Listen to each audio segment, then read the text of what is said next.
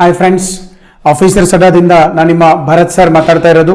ಇವತ್ತಿನ ಒಂದು ಪ್ರಚಲಿತ ವಿದ್ಯಮಾನದಲ್ಲಿ ನಾವು ಡಿಸೆಂಬರ್ 20ರಿಂದ 22ರವರೆಗಿನ ಪ್ರಚಲಿತ ಘಟನೆಗಳನ್ನು ನೋಡ್ತಾ ಇದ್ದೀವಿ. ಸೊ ಈ ಒಂದು ಪ್ರಚಲಿತ ವಿದ್ಯಮಾನಗಳ ವಿಡಿಯೋಗೆ ತಮಗೆಲ್ಲರಿಗೂ ಹಾರ್ದಿಕ ಸ್ವಾಗತ, ಎಲ್ಲರಿಗೂ ಶುಭೋದಯ.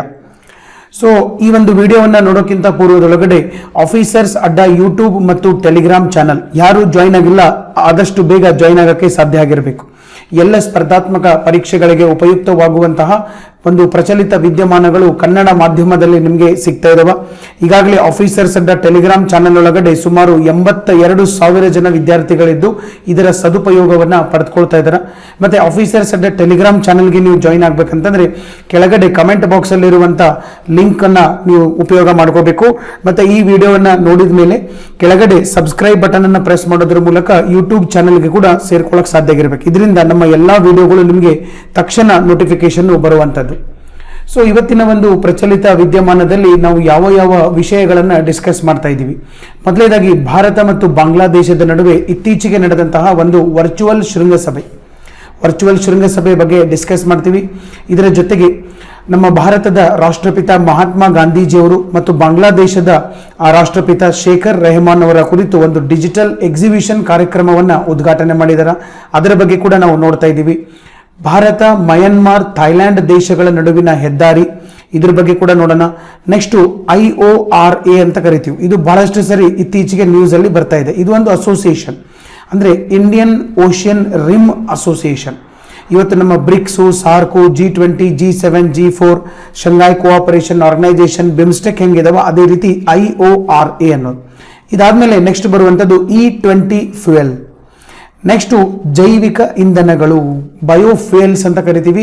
ಅದರ ಬಗ್ಗೆ ಕೂಡ ಇವತ್ತಿನ ಒಂದು ತರಗತಿಯಲ್ಲಿ ನಾವು ಡಿಸ್ಕಸ್ ಮಾಡ್ತಾ ಇದ್ವಿ. ಇದರ ಜೊತೆಗೆ ಬಾಂಗ್ಲಾದೇಶದ ಕುರಿತಾಗಿ ಸ್ವಲ್ಪ GK ರಿಲೇಟೆಡ್ ಪಾಯಿಂಟ್ಸ್, ಯಾವ ದೇಶಗಳ ಜೊತೆಗೆ ಗಡಿಯನ್ನು ಅದು ಹಂಚಿಕೊಂಡಿದೆ, ಭಾರತದ ಯಾವ ರಾಜ್ಯಗಳ ಜೊತೆಗೆ ಗಡಿ ಹಂಚಿಕೊಂಡಿದೆ ಮತ್ತು ಅವುಗಳ ಉದ್ದ, ಇದನ್ನು ಕೂಡ ನೋಡೋಣ. ಇದಾದ್ಮೇಲೆ ವಿಶ್ವ ಅಲ್ಪಸಂಖ್ಯಾತರ ಹಕ್ಕುಗಳ ದಿನ, ವರ್ಲ್ಡ್ ಮೈನಾರಿಟಿ ರೈಟ್ಸ್ ಡೇ ಅಂತ ಕರಿತೀವಿ.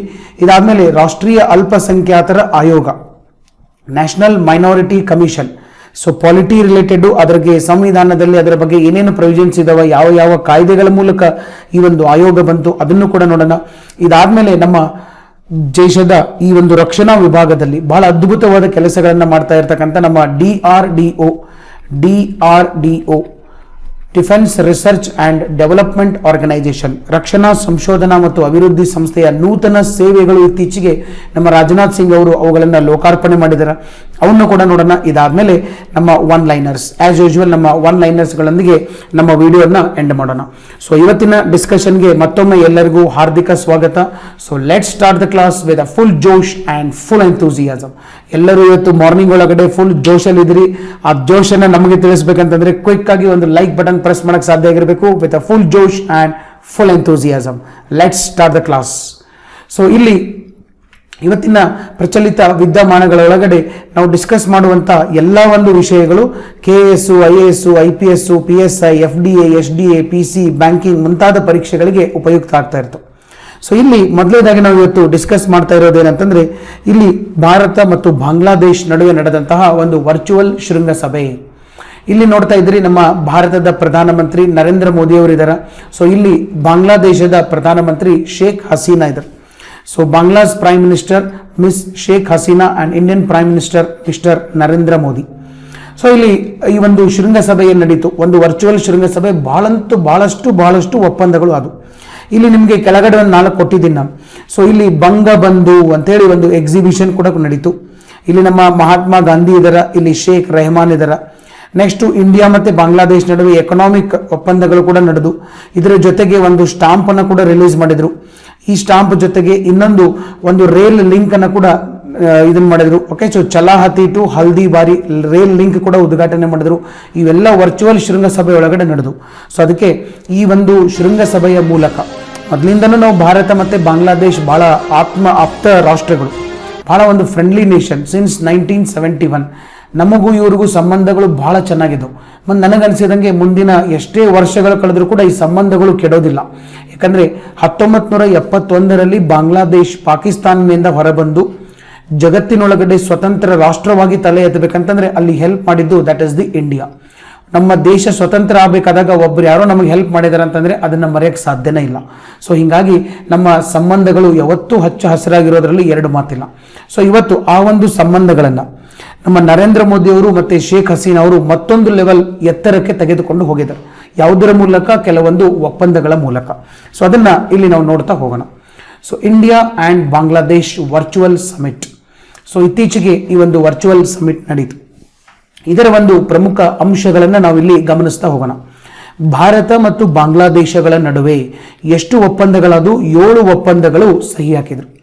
ಈ 7 ಒಪ್ಪಂದಗಳು ಯಾವ ಯಾವ ವಿಷಯಕ್ಕೆ ಸಂಬಂಧಿಸಿದ್ದು ಅಂತಂದರೆ ನೈರ್ಮಲ್ಯ, ಕೃಷಿ, ಗಡಿ, ರೈಲು ಮಾರ್ಗ, ಮನೆಯ ಸಂರಕ್ಷಣೆ, ನೆಕ್ಸ್ಟು ಹೈಡ್ರೋಕಾರ್ಬನ್ಗಳು ಮುಂತಾದವುಗಳಿಗೆ ಸಂಬಂಧಿಸಿದ್ದಾಗಿದೆ. ಸೊ ಯಾವ್ಯಾವು ಇನ್ನೂ ಸ್ಪೆಸಿಫಿಕ್ ಆಗಿ ನೋಡ್ತಾ ಹೋಗೋಣ. ಈ ಒಂದು ವರ್ಚುವಲ್ ಶೃಂಗಸಭೆ ಒಳಗಡೆ ನಮ್ಮ ಮಹಾತ್ಮ ಗಾಂಧೀಜಿಯವರು ಮತ್ತು ಬಾಂಗ್ಲಾದೇಶದ ಸ್ಥಾಪಕ ಯಾರು? ಶೇಖ್ ರೆಹಮಾನ್. ನೆನ್ಪಿಟ್ಕೋಬೇಕು ಈ ಹೆಸರನ್ನು. ಬಾಂಗ್ಲಾದೇಶದ ಸ್ಥಾಪಕ ಶೇಖ್ ರೆಹಮಾನ್ ಮತ್ತು ಮಹಾತ್ಮ ಗಾಂಧೀಜಿಯವರನ್ನ ಕುರಿತು ಒಂದು ಡಿಜಿಟಲ್ ಎಕ್ಸಿಬಿಷನ್ ಅನ್ನು ಉದ್ಘಾಟನೆ ಮಾಡಿದರು. ಇದನ್ನು ನಾವೇನಂತ ಕರಿತೀವಿ? ಕಲ್ಚರಲ್ ಲಿಂಕೇಜಸ್, ಸಾಂಸ್ಕೃತಿಕ ಸಂಬಂಧಗಳು ಅಂತ ಕರಿತೀವಿ. ಯಾಕಂದರೆ ಯಾವಾಗಿದ್ರೂ ಆರ್ಥಿಕವಾಗಿ ಅಷ್ಟೇ ಸಂಬಂಧಗಳಿರೋದಿಲ್ಲ, ಸಾಂಸ್ಕೃತಿಕವಾಗಿ ನಾವು ಸಂಬಂಧಗಳನ್ನು ಬೆಸೀತಾ ಹೋಗ್ತೀವಿ. ಗಾಂಧೀಜಿಯವರ ಸಾಧನೆಗಳು, ಶೇಖ್ ರೆಹಮಾನ್ ಅವರ ಸಾಧನೆಗಳು, ಇವನ್ನೆಲ್ಲ ಡಿಜಿಟಲ್ ರೂಪದೊಳಗಡೆ ಅದನ್ನು ಎಕ್ಸಿಬಿಷನ್ ಮಾಡೋದು, ಒಂದು ಪ್ರದರ್ಶನವನ್ನು ಮಾಡುವಂಥದ್ದು, ಅದನ್ನು ಉದ್ಘಾಟನೆ ಮಾಡಿದರು. ಮತ್ತು ನೆಕ್ಸ್ಟು ನಮ್ಮ ನರೇಂದ್ರ ಮೋದಿ ಅವರು ಈಗಾಗಲೇ ಬಾಂಗ್ಲಾದೇಶಿಗೆ ಮಾತು ಕೊಟ್ಟಿದ್ದಾರೆ. ಏನಂತಂದರೆ ಇನ್ನು ಕೆಲವೇ ದಿನಗಳಲ್ಲಿ ಕೋವಿಡ್ ಲಸಿಕೆ ಬರ್ತಾ ಇದೆ ಭಾರತ ದೇಶದೊಳಗಡೆ. ಈಗಾಗಲೇ 3-4 ಕಂಪನಿಗಳು ಕೊನೆಯ ಹಂತದಲ್ಲಿದ್ದಾವೆ. ಸೊ ಈ ಕೋವಿಡ್ ಲಸಿಕೆ ಬಂದ ನಂತರ ಇದು ಭಾರತೀಯರಿಗೆಲ್ಲರಿಗೂ ಸಿಗುತ್ತೈತೆ. ಇದರ ಜೊತೆಗೆ ನಮ್ಮ ಒಂದು ಕರ್ತವ್ಯ ಏನಂತಂದರೆ ನಮ್ಮ ನೆರೆಹೊರೆಯ ದೇಶಗಳಿಗೂ ಕೊಡಬೇಕು.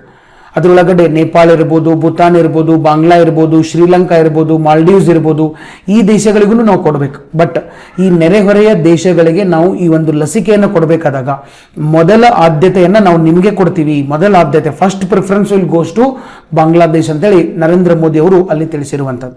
ಇದರ ಜೊತೆಗೆ ಶೇಖ್ ರೆಹಮಾನ್ ಅವರನ್ನ ಬಂಗಬಂಧು ಅಂತ ಕರೀತಾರೆ. ಫೇಮಸ್ ಆಗಿ ಬಂಗಬಂಧು ಬಾಂಗ್ಲಾದೇಶಿ ಲ್ಯಾಂಗ್ವೇಜಲ್ಲಿ ಇರುವಂಥದ್ದು. ಇವರ ಜನ್ಮ ದಿನೋತ್ಸವ ಇತ್ತು. ಅದು ಎಷ್ಟನೇದು? 100ನೇ ಜನ್ಮ ದಿನೋತ್ಸವ. ಓಕೆ, ಈ ಒಂದು 100ನೇ ಜನ್ಮ ದಿನೋತ್ಸವದ ಅಂಗವಾಗಿ ನಮ್ಮ ಭಾರತ ದೇಶ ಅವರ ಒಂದು ಫೋಟೋ ಇರ್ತಕ್ಕಂಥ ಒಂದು ಅಂಚೆ ಚೀಟಿಯನ್ನು ಕೂಡ ಬಿಡುಗಡೆ ಮಾಡಿದೆ. ಅವರ ಫೋಟೋ ಇರ್ತಕ್ಕಂಥ ಅಂಚೆ ಚೀಟಿಯನ್ನು ಭಾರತ ದೇಶ ಬಿಡುಗಡೆ ಮಾಡಿದೆ. ಮತ್ತೆ ಇದು ಇನ್ನೊಂದು ನಿಮಗೆ ಹೇಳ್ಬೇಕಂದ್ರೆ, ಹೋದ ವರ್ಷ, ಈಗ ನಾವು ಬಿಡುಗಡೆ ಮಾಡ್ತಾ ಇದ್ವಿ, ಹೋದ ವರ್ಷ 2019ರಲ್ಲಿ ಗಾಂಧೀಜಿಯವರ 150ನೇ ಜನ್ಮ ದಿನೋತ್ಸವ, 150th birth anniversary of Mahatma Gandhiji. ಇದರ ಒಂದು ನೆನಪಿಗಾಗಿ ಬಾಂಗ್ಲಾದೇಶ್ ಕೂಡ ಮಹಾತ್ಮ ಗಾಂಧೀಜಿಯವರ ಫೋಟೋ ಇರ್ತಕ್ಕಂಥ ಅಂಚೆ ಚೀಟಿಯನ್ನು ಅವರು ಕೂಡ ಬಿಡುಗಡೆ ಮಾಡಿದರು. ಈಗ ನಾವು ಕೂಡ ಮಾಡ್ತಾ ಇದ್ದೀವಿ. ಅಂದರೆ this shows the level of the relations between India and Bangladesh. Next one, ಇನ್ನು ಭಾರತದ ಮುಜಿಬ್ ಅನ್ನುವಂಥ ಒಂದು ನಗರ. ಈ ಮುಜಿಬ್ ನಗರದಿಂದ ನೋಯ್ಡಾವರೆಗೆ, ಮುಜಿಬ್ ನಗರ ಎಲ್ಲಿದೆ ಅಂತೇಳಿ ನೀವು ನನಗೆ ಕಮೆಂಟ್ ಬಾಕ್ಸಲ್ಲಿ ಹಾಕಬೇಕು. ಸ್ವಲ್ಪ ನೀವು ಅದರ ಬಗ್ಗೆ ವರ್ಕ್ ಮಾಡಬೇಕು. ಕಮೆಂಟ್ ಬಾಕ್ಸ್ ಒಳಗಡೆ ಮುಜಿಬ್ ನಗರ ಎಲ್ಲಿದೆ ನನಗೆ ಹೇಳಬೇಕು. ಸೊ ಭಾರತದ ನಗರ ಯಾವುದು? ಮುಜಿಬ್ ನಗರದಿಂದ ನಮ್ಮ ನೋಯ್ಡಾದವರೆಗಿನ, ಓಕೆ. ಸೊ ಮತ್ತು ಬಾಂಗ್ಲಾದೇಶದ, ಸೊ ಎಲ್ಲಿ? ಮುಜಿಬ್ ನಗರದಿಂದ ನೋಯ್ಡಾದವರೆಗಿನ ಬಾಂಗ್ಲಾದೇಶದ ಗಡಿ. ಸೊ ಈ ರಸ್ತೆಯನ್ನು ಶಾದಿ ನೋಟಾ ಶಿರಾಕ್ ಅಂತೇಳಿ, ಶಿರೋಕ್ ಅಂತೇಳಿ ಏನು ಮಾಡ್ಬೇಕು ಮಾಡಿದಾರೆ? ಹೊಸ ಹೆಸರನ್ನ ಇಡಬೇಕಂತ ಮಾಡಿದ್ದಾರೆ. ಶಾದಿ ನೋಟಾ ಶಿರೋಕ್, ಇದನ್ನು ಹೊಸ ಹೆಸರು ಇಡಬೇಕು ಅಂತೇಳಿ ಬಾಂಗ್ಲಾದೇಶ್ ಮನವಿಯನ್ನು ಕೂಡ ಮಾಡಿದೆ ಇದೇ ಒಂದು ಸಂದರ್ಭದಲ್ಲಿ. ನೆಕ್ಸ್ಟು, ಈ ರಸ್ತೆ ಬಾಂಗ್ಲಾದೇಶ್ ವಿಮೋಚನಾ ಚಳುವಳಿಯಲ್ಲಿ ಪ್ರಮುಖ ಪಾತ್ರವನ್ನು ವಹಿಸುತ್ತದೆ. 1971 ಬಾಂಗ್ಲಾದೇಶ್ ವಿಮೋಚನಾ ಚಳುವಳಿ ಆಗಿತ್ತು. ನಾವು ಅದನ್ನೇ, ಬಾಂಗ್ಲಾದೇಶ್ ಸ್ಥಾಪನೆ ಆಗಿದ್ದು ಡಿಸೆಂಬರ್ 16, 2021. 2021 ಅಲ್ಲ, 1971. ಬಟ್ ನಾವು ಈಗ ಮುಂದಿನ ವರ್ಷ 2021ರಲ್ಲಿ ಅದನ್ನು 50ನೇ ವರ್ಷ ಆಗ್ತಾ ಇದೆ. ಭಾರತ ದೇಶ ಕೂಡ ಈ ಒಂದು ವಾರ ಒಳಗಡೆ ಪಾಲ್ಗೊಂಡು ಪಾಕಿಸ್ತಾನ್ ಸೈನ್ಯವನ್ನು ವಶಕ್ಕೆ ತೆಗೆದುಕೊಂಡಿತ್ತು. ಬರೀ 13 ದಿವಸ ವಾರ್ ಮಾಡಿ 93,000 ಜನ ಪಾಕಿಸ್ತಾನ್ ಸೈನಿಕರು ಭಾರತಕ್ಕೆ ಶರಣಾದಂಥ ಒಂದು ಅದ್ವಿತೀಯ ಜಯ ಇದು. ಈಗಾಗಲೇ ಮೊನ್ನೆ ನಾನು ಒಂದು ಕ್ಲಾಸಲ್ಲಿ ಕೂಡ ಅದನ್ನು ಡಿಸ್ಕಸ್ ಮಾಡಿದ್ದೀನಿ ಒಂದು ವಿಡಿಯೋದೊಳಗಡೆ. ಸೊ ಆ ಒಂದು ಬಾಂಗ್ಲಾ ವಿಮೋಚನಾ ಚಳುವಳಿಯೊಳಗಡೆ ಈ ರಸ್ತೆ ಬಹಳ ಪ್ರಮುಖ ಪಾತ್ರವನ್ನು ವಹಿಸಿತ್ತು. ಹೀಗಾಗಿ ಈ ರೀತಿ ಹೆಸರನ್ನು ಇಡಕ್ಕೆ ಬಾಂಗ್ಲಾದೇಶ್ ಕೇಳ್ಕೊಂಡಿರುವಂಥದ್ದು. ಇನ್ನು ನೆಕ್ಸ್ಟು ಕುಸಿಯಾರ ಅನ್ನುವಂಥ ಒಂದು ನದಿ ಕೂಡ ಇದೆ. ಇದು ಭಾರತದಿಂದ ಬಾಂಗ್ಲಾದೇಶಕ್ಕೆ ಹೋಗುವಂಥ ಒಂದು ಇಂಟರ್ನ್ಯಾಷನಲ್ ರಿವರ್, ಅಂತಾರಾಷ್ಟ್ರೀಯ ನದಿ. ಇದು ಗಡಿ ಪ್ರದೇಶಗಳಲ್ಲಿ ಹಾದು ಹೋಗ್ತೈತಿ. ಈ ನದಿ ಹಾದು ಹೋಗುವಂತ ಪ್ರದೇಶಗಳಲ್ಲಿ ಕೆಲವೊಂದಿಷ್ಟು ಅಭಿವೃದ್ಧಿ ಚಟುವಟಿಕೆಗಳನ್ನ ಮಾಡ್ರಿ ಅಂತೇಳಿ ಬಾಂಗ್ಲಾದೇಶ್ಗೆ ಭಾರತ ದೇಶ ಕೇಳ್ಕೊಂಡಿತ್ತು. ಅದಕ್ಕೆ ಈಗ ಬಾಂಗ್ಲಾದೇಶ್ ಕೂಡ ಒಪ್ಕೊಂಡಿರುವಂಥದ್ದು. ನದಿಯ ಹೆಸರು ಕುಸಿಯಾರ ನದಿ ಅಂತ ಕರಿತೀವಿ. ಸೊ ಈ ಕುಸಿಯಾರ ನದಿ ಬಗ್ಗೆನೂ ಒಂದೆರಡು ಪಾಯಿಂಟ್ ನೋಡೇ ಬಿಡೋಣ. ಇವತ್ತು ಫುಲ್ಲು ಬಾಂಗ್ಲಾದೇಶ್ ಬಗ್ಗೆ ಫುಲ್ಲು ಡೀಟೇಲ್ ಮುಗಿಸ್ಬಿಡೋಣ. ಇನ್ನೊಮ್ಮೆ ಮತ್ತೆ ಹೊಳ್ಳಿ ಓದೋದಾಗಬಾರ್ದು ಬಾಂಗ್ಲಾದೇಶ್ ಬಗ್ಗೆ, everything about Bangla India relations. ಇನ್ನು ಈ ಕುಸಿಯಾರ ನದಿ ಭಾರತದಲ್ಲಿ ನಾವು ಕೇಳೇ ಇಲ್ಲಲ್ಲ, ಕೇಳಕ್ಕೆ ಸಾಧ್ಯನೇ ಇಲ್ಲ. ಯಾಕಂದ್ರೆ ಭಾರತದೊಳಗಡೆ ಇದಕ್ಕೆ ಬರಾಕ್ ಅಂತ ಕರೀತಾರೆ. ಈ ನದಿಯನ್ನ ಬರಾಕ್ ಅಂತ ಕರೀತಾರೆ. ನಿಮಗೆ ಗೊತ್ತಿರ್ಬೋದು, ನದಿಗಳು ಒಂದು ದೇಶ ಬಿಟ್ಟು ಇನ್ನೊಂದು ದೇಶಕ್ಕೆ ಹೋದಾಗ ಆ ನದಿಗಳನ್ನ ಬೇರೆ ಹೆಸರಿನಿಂದ ಕರಿತೀವಿ. ಓಕೆ, ಸೊ ಅದೇ ರೀತಿ ಇದನ್ನ ಬರಾಕ್ ನದಿ ಅಂತ ನಾವು ಕರಿತೀವಿ. But when it enters into Bangladesh it is called as Kushiyara ನದಿ. ನೆಕ್ಸ್ಟ್, ಇದು ಭಾರತ ಮತ್ತು ಬಾಂಗ್ಲಾದೇಶ್ ನಡುವಿನ ಅಂತಾರಾಷ್ಟ್ರೀಯ ನದಿ, ಇಂಟರ್ನ್ಯಾಷನಲ್ ರಿವರ್. ಇದ್ರ ಕುರಿತಾಗಿನೂ ಈ ನದಿಯ ನೀರಿನ ಕುರಿತಾಗಿನೂ ಕೂಡ ಒಪ್ಪಂದಗಳು ನಡೆದಿದ್ದವು. ನೆಕ್ಸ್ಟು, ಶಸ್ತ್ರಾಸ್ತ್ರಗಳ ಕಳ್ಳ ಸಾಗಾಣಿಕೆ, ನಕಲಿ ನೋಟು ಮತ್ತು ಮಾನವ ಕಳ್ಳ ಸಾಗಾಣಿಕೆ, human trafficking specially. Okay, so ಮಹಿಳೆಯರು ಮತ್ತು ಮಕ್ಕಳನ್ನು ಕದ್ದು ಮಾರಾಟ ಮಾಡೋದು, ಬೇರೆ ಬೇರೆ ಕಡೆ ಬೇರೆ ಇದರ ಚಟುವಟಿಕೆಗಳಿಗೆ ಬಳಸ್ಕೊಳ್ಳೋದು, ಇಂಥವೆಲ್ಲ ಬಹಳ ನಡೀತಾ ಇದ್ದಾವೆ ಭಾರತ ಮತ್ತು ಬಾಂಗ್ಲಾದೇಶದ ಗಡಿ ಒಳಗಡೆ. ಬಿಕಾಸ್ ಆಫ್ ಪೋರಸ್ ಬಾರ್ಡರ್, ನಮ್ಮ ಬಾರ್ಡರ್ಗಳು ಸ್ವಲ್ಪ ವೀಕ್ ಇರೋದ್ರಿಂದ ಇಂಥವೆಲ್ಲ ಆಗ್ತಾ ಇರುವಂಥದ್ದು. ಸೊ ಹೀಗಾಗಿ ಇವೆಲ್ಲವನ್ನ ನಾವು ಮುಂದಿನ ದಿನದಲ್ಲಿ ತಡಿಬೇಕಂತೇಳಿ ಎರಡೂ ದೇಶದ ನಡುವೆ ಪರಸ್ಪರ ಒಪ್ಪಂದಗಳು ಕೂಡ ನಡೆದಿರುವಂಥದ್ದು. ಇನ್ನು ನೆಕ್ಸ್ಟ್, ಮುಕ್ತ ವ್ಯಾಪಾರ. ಇದು ವೆರಿ ಇಂಪಾರ್ಟೆಂಟ್. ಫ್ರೀ ಟ್ರೇಡ್, ಎರಡೂ ದೇಶಗಳ ನಡುವೆ ಫ್ರೀ ಟ್ರೇಡ್, ಆಲ್ಮೋಸ್ಟ್ ಸುಂಕ ರಹಿತ ವ್ಯಾಪಾರವನ್ನು ನಾವು ಮಾಡಬೇಕು, ಫ್ರೀ ಟ್ರೇಡ್ ಮಾಡ್ಬೇಕಂತೇಳಿ ಅದಕ್ಕೂ ಕೂಡ ಒಂದು ಒಪ್ಪಂದವನ್ನು ಮಾಡ್ಕೊಂಡಿದ್ದಾರೆ. ಮತ್ತು ಇದರ ಜೊತೆಗೆ ನಮ್ಮ ಭಾರತ ದೇಶ ಏನಾಗ್ತಾ ಇದೆ, ಭಾರತ, ಮಯನ್ಮಾರ್ ಮತ್ತು ಥೈಲ್ಯಾಂಡ್ ದೇಶಗಳ ನಡುವೆ ಒಂದು ಹೈವೇಮನ್ನ ಮಾಡ್ತಾ ಇದ್ದಾರೆ. ಹೈವೇ. ಸೊ ಹೈವೇ ಎಂಥದ್ದು, international highway, not national highway. ಈಗ ನಮ್ಮ ರಾಜ್ಯದಲ್ಲಿ NH4, NH7 ಇವೆಲ್ಲ ನ್ಯಾಷನಲ್ ಹೈವೇ. ಬಟ್ ಭಾರತ ಇಲ್ಲೊಂದು ಇಂಟರ್ನ್ಯಾಷನಲ್ ಹೈವೇನ ಮಾಡ್ತಾ ಇದೆ. ಈ ಒಂದು ಪಿಕ್ಚರಲ್ಲಿ ನಾವು ಇಲ್ಲಿ ನೋಡ್ಬೋದು. ಸೊ ಇಲ್ಲಿ ಎಲ್ಲಿ ಬರ್ತಾ ಇದೆ ಹೈವೇ ಅಂತಂದ್ರೆ ಇಲ್ಲಿ ನೋಡ್ರಿ. ಸೊ ಇಲ್ಲಿ ಉತ್ತರ ಪ್ರದೇಶ ಇರೋದು, ಉತ್ತರ ಪ್ರದೇಶದಿಂದ ಅಂದ್ರೆ ಭಾರತದಿಂದ ಶುರುವಾಗಿ ಈ ಹೈವೇ ಇಲ್ಲಿ ಹೋಗ್ತದೆ. ಮೇಘಾಲಯ ರಾಜ್ಯದ, ಅಸ್ಸಾಂ ರಾಜ್ಯ, ನಾಗಾಲ್ಯಾಂಡ್, ಮಣಿಪುರ್ ಮೂಲಕ ಹಾಸಿ ಎಲ್ಲಿ ಹೋಗೋದು, ಮಣಿಪುರಕ್ಕೆ ಹೋಗೋದು, ಸಾರಿ ಮಯನ್ಮಾರ್ಗೆ ಹೋಗೋದು. ಮಯನ್ಮಾರಿಂದ ನೆಕ್ಸ್ಟ್ ಎಲ್ಲಿ ಹೋಗೋದು, ಥೈಲ್ಯಾಂಡ್ಗೆ ಹೋಗೋದು. ಫಸ್ಟ್ ಮಯನ್ಮಾರ್, ಥೈಲ್ಯಾಂಡ್, ಈ ಕಡೆ ನಮ್ಮ ಭಾರತ ದೇಶ. ಮೂರು ದೇಶಗಳನ್ನು ಸಂಪರ್ಕ ಕಲ್ಪಿಸುವಂತಹ ಒಂದು ಹೈವೇ ಪ್ರಾಜೆಕ್ಟ್ ಇದು. ಬಟ್ ಈಗ ಬಾಂಗ್ಲಾದೇಶ ಏನು ಹೇಳಿದೆ, ಈ ಹೈವೇ ಬಾಂಗ್ಲಾದೇಶ್, ಇಲ್ಲಿ ನಮಗೆ ಬಾಂಗ್ಲಾದೇಶ ಇದೆ. ಇದು ನೋಡ್ರಿ, ಇಲ್ಲಿ ಮೇಘಾಲಯ ಕೆಳಗಡೆನೇ ಇಲ್ಲಿ ನಮಗೆಲ್ಲ ಇದು ಬಾಂಗ್ಲಾದೇಶ್ ಬರುವಂಥದ್ದು. ಓಕೆ, ಸೊ ಇದೆಲ್ಲ ಏನಿದು, ಇದು ಬಾಂಗ್ಲಾದೇಶ್. ಸೊ ಈ ಹೈವೇನ ಇಷ್ಟು ಸಮೀಪ ನೀವು ಬಾಂಗ್ಲಾದೇಶ್ಗೆ ತಗೊಂಡು ಹೋಗ್ತಾ ಇದ್ದೀರಿ, ಯಾಕೆ ನೀವು ಬಾಂಗ್ಲಾದೇಶನು ಇನ್ಕ್ಲೂಡ್ ಮಾಡಬಾರ್ದು? ಕರೆಕ್ಟ್ ಇದೆ, ಅದ್ರಾಗೇನು ತಪ್ಪಿಲ್ಲ. ನೀವು ಬಾಂಗ್ಲಾದೇಶ್ಗೆ ಇಷ್ಟು ಸಮೀಪನೇ ಈ ಹೈವೇನ ತಗೊಂಡು ಹೋಗ್ತಾ ಇದ್ದೀರಿ. ಸೊ ಬಾಂಗ್ಲಾದೇಶನು ಆ್ಯಡ್ ಮಾಡ್ರಿ. 3 ದೇಶಗಳ ನಡುವೆ ಹೈವೇ ಬೇಡ, 4 ದೇಶಗಳ ನಡುವೆ. ಹಂಗಾತಂದ್ರೆ ನಾವು ಮಯನ್ಮಾರ್ಗೆ ಹೋಗೋಕ್ಕೆ ಬರೋಕ್ಕೆ ಅನುಕೂಲ ಆಗ್ತೈತಿ, ಥೈಲ್ಯಾಂಡ್ಗೆ ಹೋಗೋಕ್ಕೆ ಬರೋಕ್ಕೆ ಅನುಕೂಲ ಆಗ್ತೈತಿ, ನೆಕ್ಸ್ಟ್ ಇಂಡಿಯಾ ಕೂಡ ಒಂದು ಕನೆಕ್ಟಿವಿಟಿ ಸಿಗುವಂಥದ್ದು. ಇದನ್ನು ಕೂಡ ಒತ್ತಾಯ ಮಾಡಿದರು. ಭಾರತ, ಮಯನ್ಮಾರ್ ಮತ್ತು ಥೈಲ್ಯಾಂಡ್ ದೇಶಗಳ ನಡುವೆ ನಡೆಯುತ್ತಿರುವ ಹೆದ್ದಾರಿ ಯೋಜನೆಯಲ್ಲಿ ಬಾಂಗ್ಲಾದೇಶ ತನ್ನನ್ನು ಸೇರಿಸಿಕೊಳ್ಳುವಂತೆ ಒತ್ತಾಯ ಮಾಡಿದೆ. ಇದರ ಜೊತೆಗೆ ಇನ್ನು ನಮ್ಮ ಭಾರತ ಮತ್ತು ಬಾಂಗ್ಲಾದೇಶದ ನಡುವೆ ಒಂದು ನದಿ ವಿವಾದ ಇದೆ. ಯಾವುದು? ತೀಸ್ತಾ ನದಿ. ಸೊ ತೀಸ್ತಾ ನದಿ ವಿವಾದ, ಈ ವಿವಾದ ಬಹಳ ದಿವಸದಿಂದ ನಡೀತಾ ಇತ್ತು. ಬಟ್ ಇದಕ್ಕೊಂದು ಮಧ್ಯಂತರ ತೀರ್ಪು ಸಿಕ್ಕಿತ್ತು, ಇಂಟಿರಿಮ್ ಆರ್ಡರ್. 2011ರಲ್ಲಿ ಹೆಂಗೆ ನದಿಯ ನೀರನ್ನು ಹಂಚಿಕೆ ಮಾಡ್ಕೋಬೇಕಂತೇಳಿ ಒಂದು ಮಧ್ಯಂತರ ತೀರ್ಪು ಬಂದಿದೆ. ಬಟ್ ಆ ಮಧ್ಯಂತರ ತೀರ್ಪಿನ ಒಪ್ಪಂದವನ್ನು ಸಹಿ ಮಾಡುವಂತೆ ಬಾಂಗ್ಲಾದೇಶ್ ಕೇಳಿಕೊಂಡಿದೆ. ಇನ್ನು ನಮ್ಮ ಭಾರತ ಸರ್ಕಾರ ಸಹಿ ಮಾಡಿಲ್ಲ, ಯಾಕಂದರೆ ವೆಸ್ಟ್ ಬೆಂಗಾಲ್ ಗೌರ್ಮೆಂಟ್ ಇದನ್ನು ಬಹಳಷ್ಟು ಅಪೋಸ್ ಮಾಡ್ತಾ ಇದ್ದಾರೆ. ಪ್ರತಿ ಸರಿ ಏನಾಗ್ತಾ ಇದೆ ಅಂತಂದರೆ ವೆಸ್ಟ್ ಬೆಂಗಾಲ್ ಒಳಗಡೆ TMC ರಾಜಕೀಯ ಪಕ್ಷ, ತೃಣಮೂಲ ಕಾಂಗ್ರೆಸ್ ಇರ್ತದ್ದು. ಓಕೆ, ಸೊ ಈ ಕಡೆ ಸೆಂಟ್ರಲ್ ಗೌರ್ಮೆಂಟಲ್ಲಿ ಐದರ್ BJP ಅವ್ರ ಕಾಂಗ್ರೆಸ್ ಇರುವಂಥದ್ದು. ಸೊ ಇಲ್ಲಿ ರಾಜಕೀಯವಾಗಿ ಕೆಲವೊಂದು ಭಿನ್ನಾಭಿಪ್ರಾಯಗಳಿರೋದ್ರಿಂದ ತೀಸ್ತಾ ನದಿಯ ಒಂದು ಒಪ್ಪಂದಕ್ಕೆ ಇನ್ನೂ ಸಹಿ ಮಾಡೋಕ್ಕೆ ಆಗಿಲ್ಲ. ಸೊ ಹಿಂಗಾಗಿ ಅದನ್ನು ಬೇಗ ಒಪ್ಪಂದವನ್ನು ಮಾಡ್ಕೊಂಡಿದ್ದಕ್ಕೆ ಸಹಿ ಮಾಡ್ರಿ ಅಂತೇಳಿ ಬಾಂಗ್ಲಾದೇಶ್ ಒತ್ತಾಯವನ್ನು ಮಾಡಿದೆ. ಸೊ ಇಲ್ಲಿ ತೀಸ್ತಾ ನದಿ ಎಲ್ಲಿ ಹುಟ್ಟುತ್ತದೆ, ನೀವು ಒಂದು ಸ್ವಲ್ಪ ನನಗೆ ಕಾಮೆಂಟ್ ಬಾಕ್ಸಲ್ಲಿ ಬರೋಕ್ಕೆ ಸಾಧ್ಯ ಆಗಿರ್ಬೇಕು. ಪ್ರತಿ ದಿವಸ ಕಮೆಂಟ್ ಬಾಕ್ಸಲ್ಲಿ ಬಹಳ ಅದ್ಭುತವಾಗಿ ನಿಮ್ಮ ರೆಸ್ಪಾನ್ಸ್ಗಳು ಬರ್ತಾ ಇದ್ದಾವೆ. ಇದೇ ರೀತಿ ನೀವು ಮುಂದುವರಿರಿ. ಸೊ ನೀವೇನು ಕಮೆಂಟ್ ಹಾಕ್ತಿರಲ್ಲ, ಎಷ್ಟು ಆನ್ಸರ್ಗಳನ್ನು ಕಮೆಂಟ್ ಹಾಕ್ತೀರಿ, ಅದನ್ನು ಯಾವತ್ತೂ ಲೈಫ್ ಒಳಗಡೆ ನೀವು ಮರೆಯೋದಿಲ್ಲ. Definitely it comes in the exam, then you will going to make it.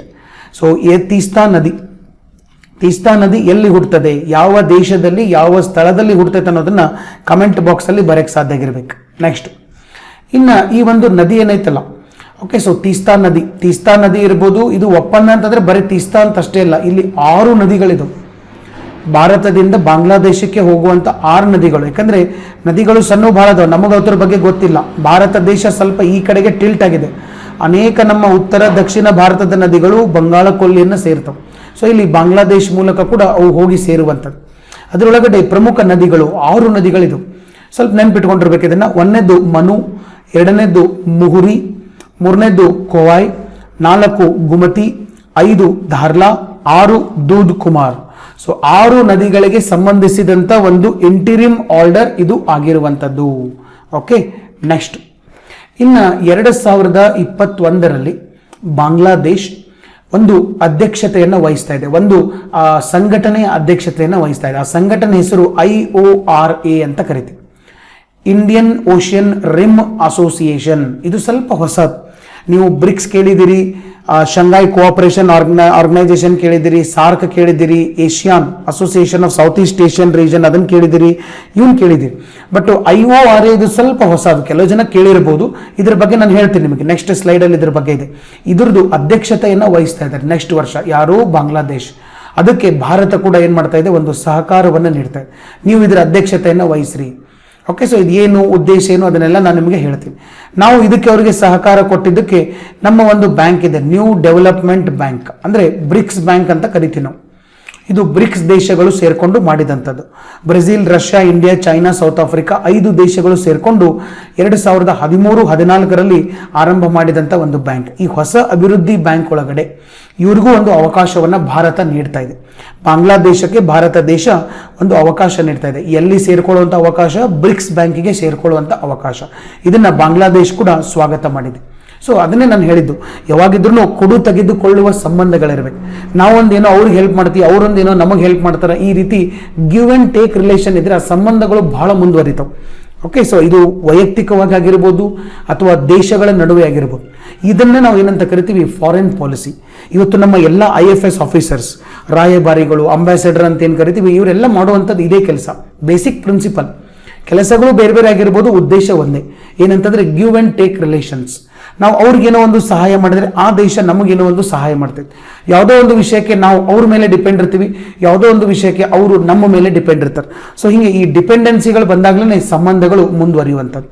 ಮತ್ತು ಹಿಂಗೆ ಒಬ್ಬರ ಮೇಲೊಬ್ಬರು ನಾವು ಸಂಬಂಧ ಇದೆ ಅಂತಲೇ ಇವತ್ತು ಅಂತಾರಾಷ್ಟ್ರೀಯ ಸಂಬಂಧಗಳು, ಇಂಟರ್ನ್ಯಾಷನಲ್ ಫಾರಿನ್ ಪಾಲಿಸಿ ಅನ್ನುವಂಥ ಒಂದು ಹೊಸ ವಿಷಯ ಹುಟ್ಕೊಂಡಿರುವಂಥದ್ದು. ಎಲ್ಲ ಕಡೆ ಇವತ್ತು ಇದೇ ರೀತಿ ಆಗುತ್ತೆ.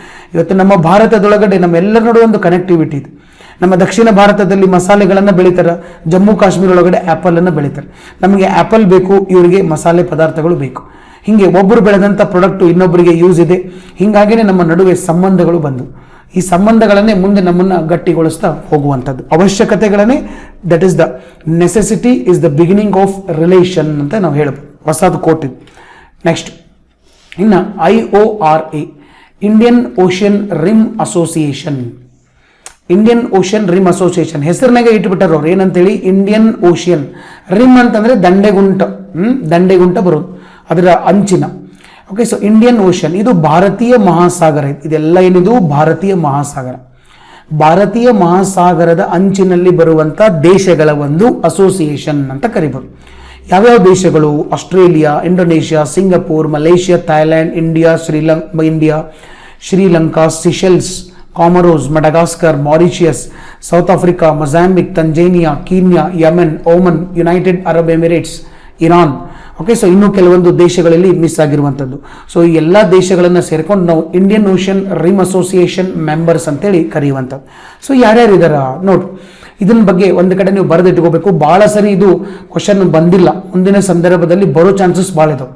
ಯಾಕಂದ್ರೆ ನಾವು ಬಂದ ಮೇಲೆ ಓದ್ತೀವಿ, ಬ್ರಿಕ್ಸ್ ಬಂದ ಮೇಲೆ ಅದ್ರ ಮೇಲೆ ಓದ್ತೀವಿ, ಬಟ್ ನೆಕ್ಸ್ಟ್ ಟೈಮ್ ಅದು ಬರುವುದಿಲ್ಲ. ಸೊ ಹೀಗಾಗಿ ಬರೋಕ್ಕಿಂತ ಮೊದಲನೇ ಓದೋದು ಬಹಳ best. Indian ocean rim association ಇದೊಂದು ಸಂಘಟನೆ. ಯಾವಾಗ ಸ್ಥಾಪನೆ ಆಯಿತು? 1997 ಮಾರ್ಚ್ 6ರಲ್ಲಿ ಸ್ಥಾಪನೆ ಆಯಿತು. ಮತ್ತು ಇದ್ರದ್ದು ಹೆಡ್ ಕ್ವಾರ್ಟರ್, ಕೇಂದ್ರ ಕಚೇರಿ ಎಲ್ಲಿರೋದು? ಎಬೆನೆ ಅನ್ನುವಂಥ ನಗರ. ಇದು ಎಲ್ಲಿರೋದು? ಮಾರಿಷಿಯಸ್ ಒಳಗಡೆ ಇರೋದು. ಸೊ ಇನ್ನೊಮ್ಮೆ ನೋಡ್ರಿ, ಬಹಳಷ್ಟು ಜನ ಮಾರಿಷಿಯಸ್ ಹೆಸರು ಕೇಳಿರ್ತೀರಿ, ಬಟ್ ಅದು ದೇಶ ಎಲ್ಲಿದೆ ಅನ್ನೋದು ಗೊತ್ತಿರೋದಿಲ್ಲ. ಇಲ್ಲಿ ನಮಗೆ ಮಾರಿಷಿಯಸ್ ಬರ್ತಾ ಇದೆ. ಭಾರತೀಯ ಮಹಾಸಾಗರದಲ್ಲಿ ಇದು ನಮಗೆ ಆಫ್ರಿಕಾ ಇದೆ. Okay, so this is African continent. Africa ಖಂಡದ ಒಂದು ದೇಶ ಯಾವುದು ಮಡಗಾಸ್ಕರ್ ದ್ವೀಪ ರಾಷ್ಟ್ರ, ಅಲ್ಲೇ ಇನ್ನೊಂದು ದೇಶ ಬರ್ತೈತಿ ಮಾರಿಷಿಯಸ್ ಅಂತ ಬರ್ತೈತಿ. ಈ ಮಾರಿಷಿಯಸ್ ದೇಶದ ಯಬೇನೆ ಅಂತಕ್ಕಂಥ ಒಂದು ನಗರದಲ್ಲಿ ಇದರ ಕೇಂದ್ರ ಕಚೇರಿ. ಮಾರಿಷಿಯಸ್ ಅಲ್ಲಿ ಎಲ್ಲ ಯಾಕೆ ಹೆಡ್ ಕ್ವಾರ್ಟರ್ ಮಾಡಿದ್ದಾರೆ ಅಂತಂದ್ರೆ ಇದರ ಉದ್ದೇಶ ಭಾರತೀಯ ಮಹಾಸಾಗರದ ಕುರಿತಾಗಿ ಇರುವಂತ. ಸೊ ಹಿಂಗಾಗಿ ಪ್ಯೂರ್ಲಿ ಭಾರತದ ಮಹಾಸಾಗರದಲ್ಲಿ ನಟ್ಟ ನಡುವೆ ಬರ್ತಕ್ಕಂಥ ದೇಶಗಳಲ್ಲಿ ಇದು ಕೂಡ ಒಂದು. ಎಷ್ಟು ಸದಸ್ಯ ರಾಷ್ಟ್ರಗಳಿದ್ದಾರೆ? ಟೋಟಲ್ 23 ಸದಸ್ಯ ರಾಷ್ಟ್ರಗಳು ಇರುವಂತ. ನೆಕ್ಸ್ಟ್ ಇವ್ರದ್ದು ಆಡಳಿತ ಭಾಷೆ ಯಾವುದು? ಇಂಗ್ಲಿಷ್. ಆಡಳಿತ ಭಾಷೆ ಇಂಗ್ಲಿಷ್. ಮತ್ತೆ ಇಂಡಿಯನ್ ಓಷನ್ ರಿಮ್ ಅಸೋಸಿಯೇಷನ್ನ ಉದ್ದೇಶ ಏನು ಅಂತಂದ್ರೆ ಭಾರತೀಯ ಮಹಾಸಾಗರದಲ್ಲಿ ಸುಸ್ಥಿರ ಅಭಿವೃದ್ಧಿ ಮತ್ತು ಬೆಳವಣಿಗೆಗೆ ಒತ್ತು ನೀಡೋದು. ಸುಸ್ಥಿರ ಅಭಿವೃದ್ಧಿ ಅಂದ್ರೆ ನಮ್ದು ಇಂಟೆನ್ಷನ್ ಇದೆ. ಈಗ ಏನ್ ಮಾಡೋದು, ಇಲ್ಲಿ ಇರ್ತಕ್ಕಂಥ ಎಲ್ಲಾ ರಾಷ್ಟ್ರಗಳನ್ನ ನಾವು ಹಿಡ್ಕೊಂಡ್ಬಿಡೋದು. ಒಳ್ಳೆ ಒಂದು ಸಂಬಂಧಗಳನ್ನು ಇಟ್ಕೊಂಡ್ರೆ ನಾಳೆ ಇಲ್ಲಿ ಚೈನಾದವರಿಗೆ ಕಾಲಿಡಕ್ಕಾಗೋದಿಲ್ಲ. ನೀವು ಇವ್ರ ಜೊತೆ ಸಂಬಂಧ ಸರಿ ಇಟ್ಕೊಳ್ಳಿಲ್ಲ ಅಂತಂದ್ರೆ ಚೈನಾ ಬಂದು ತಮ್ಮ ನೌಕಾನೆಲೆಗಳನ್ನ ಸ್ಥಾಪನೆ ಮಾಡಕ್ ಶುರು ಮಾಡ್ತಾರೆ. ಈಗ ಮಾಡ್ತಾ ಇದ್ರು, ಸಂಬಂಧ ಉಳಿಲಿಲ್ಲ ಅಂದ್ರೆ ಪಕ್ಕ ಮಾಡೇ ಬಿಡ್ತಾರೆ. ನೆಕ್ಸ್ಟು ಸದಸ್ಯ ರಾಷ್ಟ್ರಗಳ ನಡುವೆ ಆರ್ಥಿಕ ಸಹಕಾರ ಮತ್ತು ಪರಸ್ಪರ ಸಂಬಂಧಗಳನ್ನು ವೃದ್ಧಿ ಮಾಡೋದು ಇದರ ಒಂದು ಉದ್ದೇಶ. Indian ocean rim association. ಇನ್ನು ನೆಕ್ಸ್ಟ್ ಇನ್ನೊಂದೆರಡು ಪಾಯಿಂಟ್ ನಮ್ಮ GK ರಿಲೇಟೆಡ್ ಬಾಂಗ್ಲಾದೇಶ್ ಬಗ್ಗೆ ಒಂದು ಸ್ವಲ್ಪ ನೋಡ್ಬಿಡೋಣ, ಜನರಲ್ ನಾಲೆಜ್ ರಿಲೇಟೆಡ್. ಇಲ್ಲಿ ನೋಡ್ರಿ, ನಾಳೆ ನಿಮಗೆ ಕ್ವಶನ್ ಕೇಳ್ಬೋದು, ಬಾಂಗ್ಲಾದೇಶದ ಜೊತೆಗೆ ಗಡಿ ಹಂಚಿಕೊಂಡಂತ ಭಾರತದ ರಾಜ್ಯಗಳು ಯಾವುವು? ಇಲ್ಲಿ ಬಾಂಗ್ಲಾದೇಶ್ ಬರುವಂಥದ್ದು. This is Bangladesh. ಇಲ್ಲೇನು ನಾನು ಮಾರ್ಕ್ ಮಾಡ್ತಾ ಇದ್ದೀನಲ್ಲ, okay. So this is Bangladesh. ಬಾಂಗ್ಲಾದೇಶದ ಜೊತೆಗೆ ನಿಮಗೆ ತ್ರಿಪುರಾ ಇರ್ಬೋದು, ಮೇಘಾಲಯ ಇರ್ಬೋದು, ವೆಸ್ಟ್ ಬೆಂಗಾಲ್ ಇರ್ಬೋದು, ಈ ರೀತಿ ರಾಜ್ಯಗಳು, ನಮ್ಮ ಭಾರತದ ರಾಜ್ಯಗಳು ತಮ್ಮ ಗಡಿಯನ್ನು ಹಂಚಿಕೊಂಡಿದ್ದವು. ಓಕೆ. ಸೊ ಭಾರತದ ಯಾವ ಯಾವ ರಾಜ್ಯಗಳು ಎಷ್ಟೆಷ್ಟು ಗಡಿಯನ್ನು ಹಂಚಿಕೊಂಡಿದ್ದೇವ ಅದನ್ನು ಕೂಡ ನಾವಿಲ್ಲಿ ನೋಡ್ತಾ ಹೋಗೋಣ. ಸೊ ಕಂಟ್ರಿ ಯಾವುದಿದೆ ನಮಗೆ ಇಲ್ಲಿ, ದಟ್ ಈಸ್ ಬಾಂಗ್ಲಾದೇಶ್. ಸೊ ಬಾಂಗ್ಲಾದೇಶದ ಜೊತೆಗೆ ಗಡಿ ಹಂಚಿಕೊಂಡಂಥ ರಾಷ್ಟ್ರಗಳು ಒಂದು ತ್ರಿಪುರಾ, ಮಿಜೋರಾಂ, ವೆಸ್ಟ್ ಬೆಂಗಾಲ್, ಅಸ್ಸಾಂ ಮತ್ತು ಮೇಘಾಲಯ. ಟೋಟಲ್ ನಮಗೆ 5 ರಾಜ್ಯಗಳು ಗಡಿಯನ್ನು ಹಂಚಿಕೊಂಡಿರುವಂಥದ್ದು. ಮತ್ತು ಅವರ ಉದ್ದ ಕೂಡ ನಾನು ಇಲ್ಲಿ ಕೊಟ್ಟಿದ್ದೀನಿ, ನೀವು ನೆನ್ಪಿಟ್ಕೋಬಹುದು. ಬಾಂಗ್ಲಾದೇಶದ ವೆಸ್ಟ್ ಬೆಂಗಾಲ್ ಜೊತೆಗೆ 2216 ಕಿಲೋಮೀಟರ್, ಅಸ್ಸಾಂ ಜೊತೆಗೆ 263 ಕಿಲೋಮೀಟರ್, ಮೇಘಾಲಯದ ಜೊತೆಗೆ 443 ಕಿಲೋಮೀಟರ್, ತ್ರಿಪುರಾದ ಜೊತೆಗೆ 856 ಕಿಲೋಮೀಟರ್, ಮಿಜೋರಾಂ ಜೊತೆಗೆ 318. ಟೋಟಲ್ ಬಾಂಗ್ಲಾದೇಶ್ ಭಾರತದೊಂದಿಗೆ ಹಂಚಿಕೊಂಡಂಥ ಗಡಿಯ ಉದ್ದ 4096 ಕಿಲೋಮೀಟರ್. ಸೊ ಭಾರತದ ಯಾವ ರಾಜ್ಯ ಅತಿ ಹೆಚ್ಚು ಗಡಿಯನ್ನು ಹೊಂದ್ಕೊಂಡಿದೆ ಬಾಂಗ್ಲಾದೇಶದ ಜೊತೆಗೆ? That is the West Bengal, ಪಶ್ಚಿಮ ಬಂಗಾಳ. ಮತ್ತೆ ಯಾವ ರಾಜ್ಯ ಅತ್ಯಂತ ಕಡಿಮೆ ಗಡಿಯನ್ನು ಹಂಚಿಕೊಂಡಿದೆ? That is the Assam, 263 kilometre. ಅತಿ ಹೆಚ್ಚು ವೆಸ್ಟ್ ಬೆಂಗಾಲ್, ಅತಿ ಕಡಿಮೆ ಗಡಿ ದಟ್ ಇಸ್ ದಿ ಅಸ್ಸಾಂ. ಇದು ಒಂದು GK ರಿಲೇಟೆಡ್ ಪಾಯಿಂಟ್ ಇದೆ. ಅಂದ್ರೆ ಬಾಂಗ್ಲಾದೇಶ್ ಬಗ್ಗೆ ಏನು ಬಿಡಬಾರ್ದು ಅನ್ನೋದು ನನ್ನ ಒಂದು ಇಚ್ಛೆ ಇದೆ, ಅದಕ್ಕಾಗಿ ಇದನ್ನು ಕೂಡ ಕಂಪ್ಲೀಟ್ ಮಾಡಿರೋದು. ಇನ್ನು ನೆಕ್ಸ್ಟು ಮೈನಾರಿಟಿ ರೈಟ್ಸ್ ಡೇ ಅಂತ ಕರಿತೀವಿ. ಮೈನಾರಿಟಿ ರೈಟ್ಸ್ ಡೇ ಮೊನ್ನೆ ಡಿಸೆಂಬರ್ 18. ಸೊ ಡಿಸೆಂಬರ್ 18 ನಾವು ಮೈನಾರಿಟಿ ರೈಟ್ಸ್ ಡೇ ಅಂತೇಳಿ ಆಚರಣೆ ಮಾಡಿದ್ದೀವಿ. ಸೊ ವಿಶ್ವ ಅಲ್ಪಸಂಖ್ಯಾತರ ದಿನ, ವರ್ಲ್ಡ್ ಮೈನಾರಿಟಿ ರೈಟ್ಸ್ ಡೇ. ಪ್ರತಿ ವರ್ಷ ಡಿಸೆಂಬರ್ 18ರಂದು ಈ ದಿನವನ್ನು ಆಚರಿಸಲಾಗುತ್ತದೆ. ಯಾವುದು? ವಿಶ್ವ ಅಲ್ಪಸಂಖ್ಯಾತರ ದಿನ. ಸೊ ಡಿಸೆಂಬರ್ ಯಾಕೆ ಆಚರಣೆ ಮಾಡ್ತಾರೆ? ಡಿಸೆಂಬರ್ 18 ಯಾಕಂತಂದ್ರೆ ಇದೇ ಡಿಸೆಂಬರ್ 18 1992ರಂದು ನಮ್ಮ ವಿಶ್ವಸಂಸ್ಥೆಯು ಧಾರ್ಮಿಕ ಅಥವಾ ಭಾಷಾ ಅಲ್ಪಸಂಖ್ಯಾತರಿಗೆ ಇರುವ ಒಂದು ಹಕ್ಕನ್ನು ಒಪ್ಪಿಕೊಂಡು ಒಂದು ಘೋಷಣೆಯನ್ನು ಮಾಡಿದರು. ಹೀಗಾಗಿ ಅವತ್ತಿನಿಂದ ನಾವು ವಿಶ್ವ ಅಲ್ಪಸಂಖ್ಯಾತರ ದಿನ, ವರ್ಲ್ಡ್ ಮೈನಾರಿಟಿ ಡೇಯನ್ನು ಪ್ರತಿ ವರ್ಷ ಡಿಸೆಂಬರ್ 18ಕ್ಕೆ ಆಚರಣೆ ಮಾಡ್ತಾ ಬರ್ತಾ ಇದ್ದೀವಿ. ಇನ್ನು ನೆಕ್ಸ್ಟು ಪ್ರಮುಖ ಅಂಶಗಳು ಏನು? ಭಾರತದಲ್ಲಿ ಅಲ್ಪಸಂಖ್ಯಾತರ ಶ್ರೇಯೋಭಿವೃದ್ಧಿಗಾಗಿ national commission for minorities act ಅನ್ನು ತಗೊಂಡ್ಬಂದ್ರು 1992. National commission for minorities act. So ಈ ಒಂದು ಆಕ್ಟ್ ಅನ್ನು 92ರಲ್ಲಿ ಜಾರಿಗೆ ತರಲಾಯಿತು. ಮತ್ತು ಈ ಕಾಯ್ದೆಯ ಪ್ರಕಾರ ಭಾರತದೊಳಗಡೆ ಯಾರ್ಯಾರು ಅಲ್ಪಸಂಖ್ಯಾತರು ಗುರುತಿಸಬೇಕಲ್ಲ, ಬಹುಸಂಖ್ಯಾತರು, ಅಲ್ಪಸಂಖ್ಯಾತರನ್ನ ಗುರುತಿಸಬೇಕು. ಈ ಕಾಯ್ದೆಯ ಪ್ರಕಾರ ಇವತ್ತು ಭಾರತದಲ್ಲಿ ಅಲ್ಪಸಂಖ್ಯಾತ ಸಮುದಾಯಗಳು, ಒಂದನೇದ್ದು ಮುಸ್ಲಿಮರು, ಎರಡನೇದ್ದು ಕ್ರಿಶ್ಚಿಯನ್ನರು, ಮೂರನೇದ್ದು ಸಿಖ್, ಬೌದ್ಧರು, ಜೈನರು ಮತ್ತು ಪಾರ್ಸಿಗಳು ಅಂತ ಕರಿತೀವಿ, ಜೊರಾಸ್ಟ್ರಿಯನ್ ಪಾರ್ಸಿಗಳು. ಸೊ ಇವ್ರನ್ನ ನಾವು ಭಾರತ ದೇಶದೊಳಗಡೆ ಇವತ್ತು ಅಲ್ಪಸಂಖ್ಯಾತರು ಅಂತ ಕರಿತೀವಿ. ಆಮೇಲೆ ಒಂದು ಪಾಯಿಂಟ್ ನಿಮಗೆ ವೆರಿ ಇಂಪಾರ್ಟೆಂಟ್ ಗೊತ್ತಿರಬೇಕು, ನಾನು ಈಗಾಗಲೇ ಪಾಲಿಟಿ ಕ್ಲಾಸ್ಗಳನ್ನು ಮಾಡಬೇಕಾದಾಗ ನಿಮ್ಗೆಲ್ಲರಿಗೂ ಹೇಳಿದ್ದೀನಿ. ಸಂವಿಧಾನದಲ್ಲಿ, ನಮ್ಮ ಸಂವಿಧಾನದೊಳಗಡೆ nowhere it is defined what is the meaning of minority. ಅಲ್ಪಸಂಖ್ಯಾತರು ಅನ್ನುವಂಥ ಪದವನ್ನು ವ್ಯಾಖ್ಯಾನಿಸಿಲ್ಲ, ಇದಕ್ಕೆ ಯಾವುದೂ ಇದನ್ನೇನು ಡಿಫೈನ್ ಮಾಡಿಲ್ಲ ಅಂತ. Okay. So nowhere in Indian constitution minority word was defined. It is not at all defined. ಇಲ್ಲಿ ಎಲ್ಲೂ ನಮಗೆ ಅಲ್ಪಸಂಖ್ಯಾತರು ನಮ್ಮ ಸಂವಿಧಾನದೊಳಗಡೆ ಕೆಲವೊಂದು ಪದಗಳನ್ನು ಬಹಳಷ್ಟು ಸರಿ ಉಪಯೋಗ ಮಾಡಿದ್ದಾರೆ, ಬಟ್ ಅದನ್ನು ಏನಂತೇಳಿ ಡಿಫೈನ್ ಮಾಡಿಲ್ಲ. ಅಂತ ಕೆಲವೊಂದು ಪದಗಳಲ್ಲಿ this is also one of the world, ಇದು ಒಂದು ಪದ. ನೆಕ್ಸ್ಟ್, ಇನ್ನು ನಮ್ಮ ಸಂವಿಧಾನದಲ್ಲಿ ಅಲ್ಪಸಂಖ್ಯಾತರು ಅನ್ನುವಂಥ ಪದ ವ್ಯಾಖ್ಯಾನಿಸಿಲ್ಲ, ಆದರೆ ಬಟ್ ಅಲ್ಪಸಂಖ್ಯಾತ ಅನ್ನೋ ಪದವನ್ನು ಬಳಸಿದ್ದಾರೆ. ವ್ಯಾಖ್ಯಾನಿಸೋದು ಬೇರೆ, ಬಳಸೋದು ಬೇರೆ. ಬಳಸೋದು ಅಂತಂದರೆ ಅದನ್ನು ಯುಟಿಲೈಸ್ ಮಾಡೋದು, ವ್ಯಾಖ್ಯಾನಿಸೋದು ಅಂತಂದರೆ ಅದನ್ನು ಡಿಫೈನ್ ಮಾಡೋದು. ಹಂಗಂದ್ರೆ ಏನಂತೇಳಿ ಕ್ಲಾರಿಟಿ ಕೊಡೋದು. ಆದರೂ ಕೂಡ ಎಲ್ಲೆಲ್ಲಿ ಬಳಸಿದಾರೆ ನೋಡೋಣ. ವಿಧಿ 29 ಮತ್ತು 30 ಇಲ್ಲಿ, ಮತ್ತು ನೆಕ್ಸ್ಟು 350B ಇಲ್ಲೆಲ್ಲ ಅಲ್ಪಸಂಖ್ಯಾತರ ಹಕ್ಕುಗಳ ಕುರಿತಾಗಿ ಗುರುತಿಸಲಾಗಿದೆ. ವಿಧಿ 29 ಮತ್ತು 30 ಏನು ಹೇಳ್ತತಿ, ಸಂವಿಧಾನದ ಆರ್ಟಿಕಲ್ 29 ಮತ್ತು 30 ಏನು ಹೇಳ್ತಾವ, ನನಗೆ ಕಮೆಂಟ್ ಬಾಕ್ಸಲ್ಲಿ ಸ್ವಲ್ಪ ನೀವು ಬರೆದು ತಿಳಿಸಕ್ಕೆ ಸಾಧ್ಯ ಆಗಿರ್ಬೇಕು. ಕಮೆಂಟ್ ಬಾಕ್ಸಲ್ಲಿ ಆರ್ಟಿಕಲ್ 29, 30 ಏನು ಹೇಳ್ತೈತಿ, ಇದರ ಜೊತೆಗೆ ತೀಸ್ತಾ ನದಿ ಎಲ್ಲಿ ಹುಟ್ಟಿತ್ತು, ಸ್ವಲ್ಪ ಇದನ್ನು ಬರೆದು ತಿಳಿಸಕ್ಕೆ ಸಾಧ್ಯ ಆಗಬೇಕು. ನೆಕ್ಸ್ಟ್, ಇನ್ನು ನಮ್ಮ ಪಾಲಿಟಿ ರಿಲೇಟೆಡ್ ಒಂದು ಸ್ವಲ್ಪ ಡೀಟೇಲ್ ನೋಡೋಣ. ನ್ಯಾಷನಲ್ ಕಮಿಷನ್ ಫಾರ್ ಮೈನಾರಿಟೀಸ್ ನೋಡ್ರಿ, ನಾವು ವಿಶ್ವ ಅಲ್ಪಸಂಖ್ಯಾತರ ದಿನದ ಅಂಗವಾಗಿ ಪೂರ್ತಿ ಅಲ್ಪಸಂಖ್ಯಾತರ ಅಂದರೆ ಯಾರು ಡಿಫೈನ್ ಮಾಡ್ತಾರೆ, ಅವ್ರಿಗೆ ಯಾವ ಆಯೋಗ ಇದೆ, ಎಲ್ಲ ಡಿಟೇಲ್ ಮಾಡೋಣ. ಒಂದು ಇಶ್ಯೂ ತೊಗೊಂಡ್ರೆ ಅದರ ಸುತ್ತಮುತ್ತಿಂದ ಎಲ್ಲ ನಾವು ಡಿಸ್ಕಸ್ ಮಾಡಿಬಿಟ್ರೆ ಡೆಫಿನೆಟ್ಲಿ ಎಕ್ಸಾಮ್ ಒಳಗಡೆ ಇದನ್ನು ಬಿಟ್ಟು ಬರೋದಿಲ್ಲ. ಅರ್ಧಂಬರ್ಧ ಡಿಸ್ಕಸ್ ಮಾಡೋದು ಬ್ಯಾಡ್ ಅಂತ. ನೆಕ್ಸ್ಟು ಸ್ಥಾಪನೆ. ಈ ನ್ಯಾಷನಲ್ ಕಮಿಷನ್ ಫಾರ್ ಮೈನಾರಿಟಿ ಸ್ಥಾಪನೆ ಆಗಿದ್ದು 1993 1993 ಆಯಿತು. ಇದೊಂದು ಶಾಸನಾತ್ಮಕ ಸಂಸ್ಥೆ. It is a statutory body. Okay, statutory body. So ಎಲ್ಲರಿಗೂ ಕರೆಕ್ಟಾಗಿ ಸ್ಟ್ರೀಮ್ ಆಗ್ತಾ ಇದೆ. ಇದು ಲೈವ್ ಕ್ಲಾಸ್ ಇರೋದ್ರಿಂದ ಕೇಳ್ತಾ ಇರೋದು, ಸರಿಯಾಗಿ ಸ್ಟ್ರೀಮ್ ಆಗ್ತಾ ಇದೆ. ನಮ್ಮ MCQ ಕ್ಲಾಸ್ ಒಳಗಡೆ ನಾವು ರೆಗ್ಯುಲರ್ ಆಗಿ ಇಂಟ್ರಾಕ್ಟ್ ಮಾಡ್ತಾ ಇರ್ತೀನಿ ನಾನು, ಅಲ್ಲಿ ನನಗೆ ಗೊತ್ತಾಗ್ತಿರ್ತೈತೆ.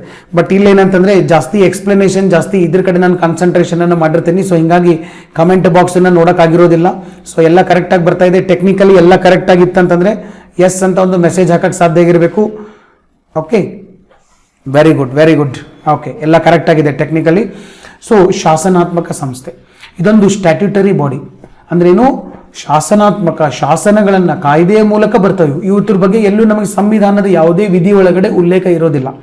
ಓಕೆ, ಸೊ ರಾಷ್ಟ್ರೀಯ ಮಾನವ ಅಲ್ಪಸಂಖ್ಯಾತರ ಆಯೋಗ ಮಾಡ್ರಿ ಅಂತೇಳಿ. ಓಕೆ, ಇನ್ನು ಸಂಯೋಜನೆ ಅಂದರೆ ಕಂಪೋಸಿಷನ್. ಯಾರ್ಯಾರು ಇರ್ತಾರ ಈ ಒಂದು ಸಂಸ್ಥೆ ಒಳಗಡೆ? ಅಧ್ಯಕ್ಷರು ಇರ್ತಾರ, ಮತ್ತು ಒಬ್ಬರು ಉಪಾಧ್ಯಕ್ಷರು, ಚೇರ್ಮನ್ ಆ್ಯಂಡ್ ವೈಸ್ ಚೇರ್ಮನ್, ಆಮೇಲೆ 5 ಜನ ಸದಸ್ಯರು, 5 ಮೆಂಬರ್ಸ್. ಇವರೊಂದು 5 ಜನ, ಅವರೊಂದಿಬ್ರು, ಟೋಟಲ್ ಎಷ್ಟು ಜನ? 7 members. Total it's a 7 members body. Next ಈ 7 ಜನ ಅಲ್ಪಸಂಖ್ಯಾತ ಸಮುದಾಯದವರನ್ನೇ ಆಗಿರ್ತಾರೆ. ಮತ್ತು ಇವರು ಅಲ್ಪಸಂಖ್ಯಾತ ಸಮುದಾಯದವರಾಗಿದ್ದು ಇವ್ರನ್ನ ಆಯ್ಕೆ ಮಾಡೋರು ಯಾರು? ಕೇಂದ್ರ ಸರ್ಕಾರ. ಕೇಂದ್ರ ಸರ್ಕಾರ ಅಂತಂದರೆ ಇಲ್ಲಿ ನಮಗೆ ನಮ್ಮ ಕೇಂದ್ರ ಕ್ಯಾಬಿನೆಟ್ ಇವರನ್ನು ಆಯ್ಕೆ ಮಾಡುವಂಥದ್ದು. ಮತ್ತು ಪ್ರತಿಯೊಬ್ಬ ಸದಸ್ಯರ ಅಧಿಕಾರದ ಅವಧಿ ಎಷ್ಟು ವರ್ಷ? 3 ವರ್ಷ. 3 ವರ್ಷ ಮಾತ್ರ ಇವರನ್ನು ಮರು ಆಯ್ಕೆ ಮಾಡೋ ಹಾಗಿಲ್ಲ. ಇದು ಪಾಲಿಟಿ ಒಳಗಡೆ ಇಂಥವ್ರ ಬಗ್ಗೆ ಹೆಚ್ಚಾಗಿ ಕೊಟ್ಟಿರೋದಿಲ್ಲ, ಬಟ್ ನೀವು ಒಂದು ಕಡೆ ತಿಳ್ಕೊಳ್ಳೋಕೆ ಸಾಧ್ಯ ಆಗಿರ್ಬೇಕು. ಇದು ಸ್ವಲ್ಪ ಹೊಸದು, ಪಾಲಿಟಿ ಬುಕ್ ಒಳಗಡೆ ಇವೆಲ್ಲ ಇರೋದಿಲ್ಲ. ಇನ್ನು ನೆಕ್ಸ್ಟು ಮತ್ತೊಂದು ನಮಗೆ ನ್ಯೂಸ್ ಬಂದಿದೆ. ಸೊ ಏನು ನ್ಯೂಸ್ ಬಂದಿದೆ ಅಂತಂದರೆ, ಈ ಗ್ರೀನ್ ಕಲರ್ ನೋಡಿದ್ರೆ ನಿಮ್ಗೆ ಗೊತ್ತಾಗ್ಬೋದು. ಭಾರತ ದೇಶದೊಳಗಡೆ ಮುಂದಿನ ದಿನಗಳಲ್ಲಿ, ಈಗಾಗಲೇ ಬಂದಿದ್ದಾವ, ಮುಂದಿನ ದಿನಗಳಲ್ಲಿ ಜೈವಿಕ ಇಂಧನಗಳ ಬಳಕೆ ಹೆಚ್ಚಾಗ್ತಾ ಇದೆ. ಜೈವಿಕ ಇಂಧನ, ಬಯೋಡಿಸೈಲ್, ಬಯೋಫ್ಯೂಯಲ್.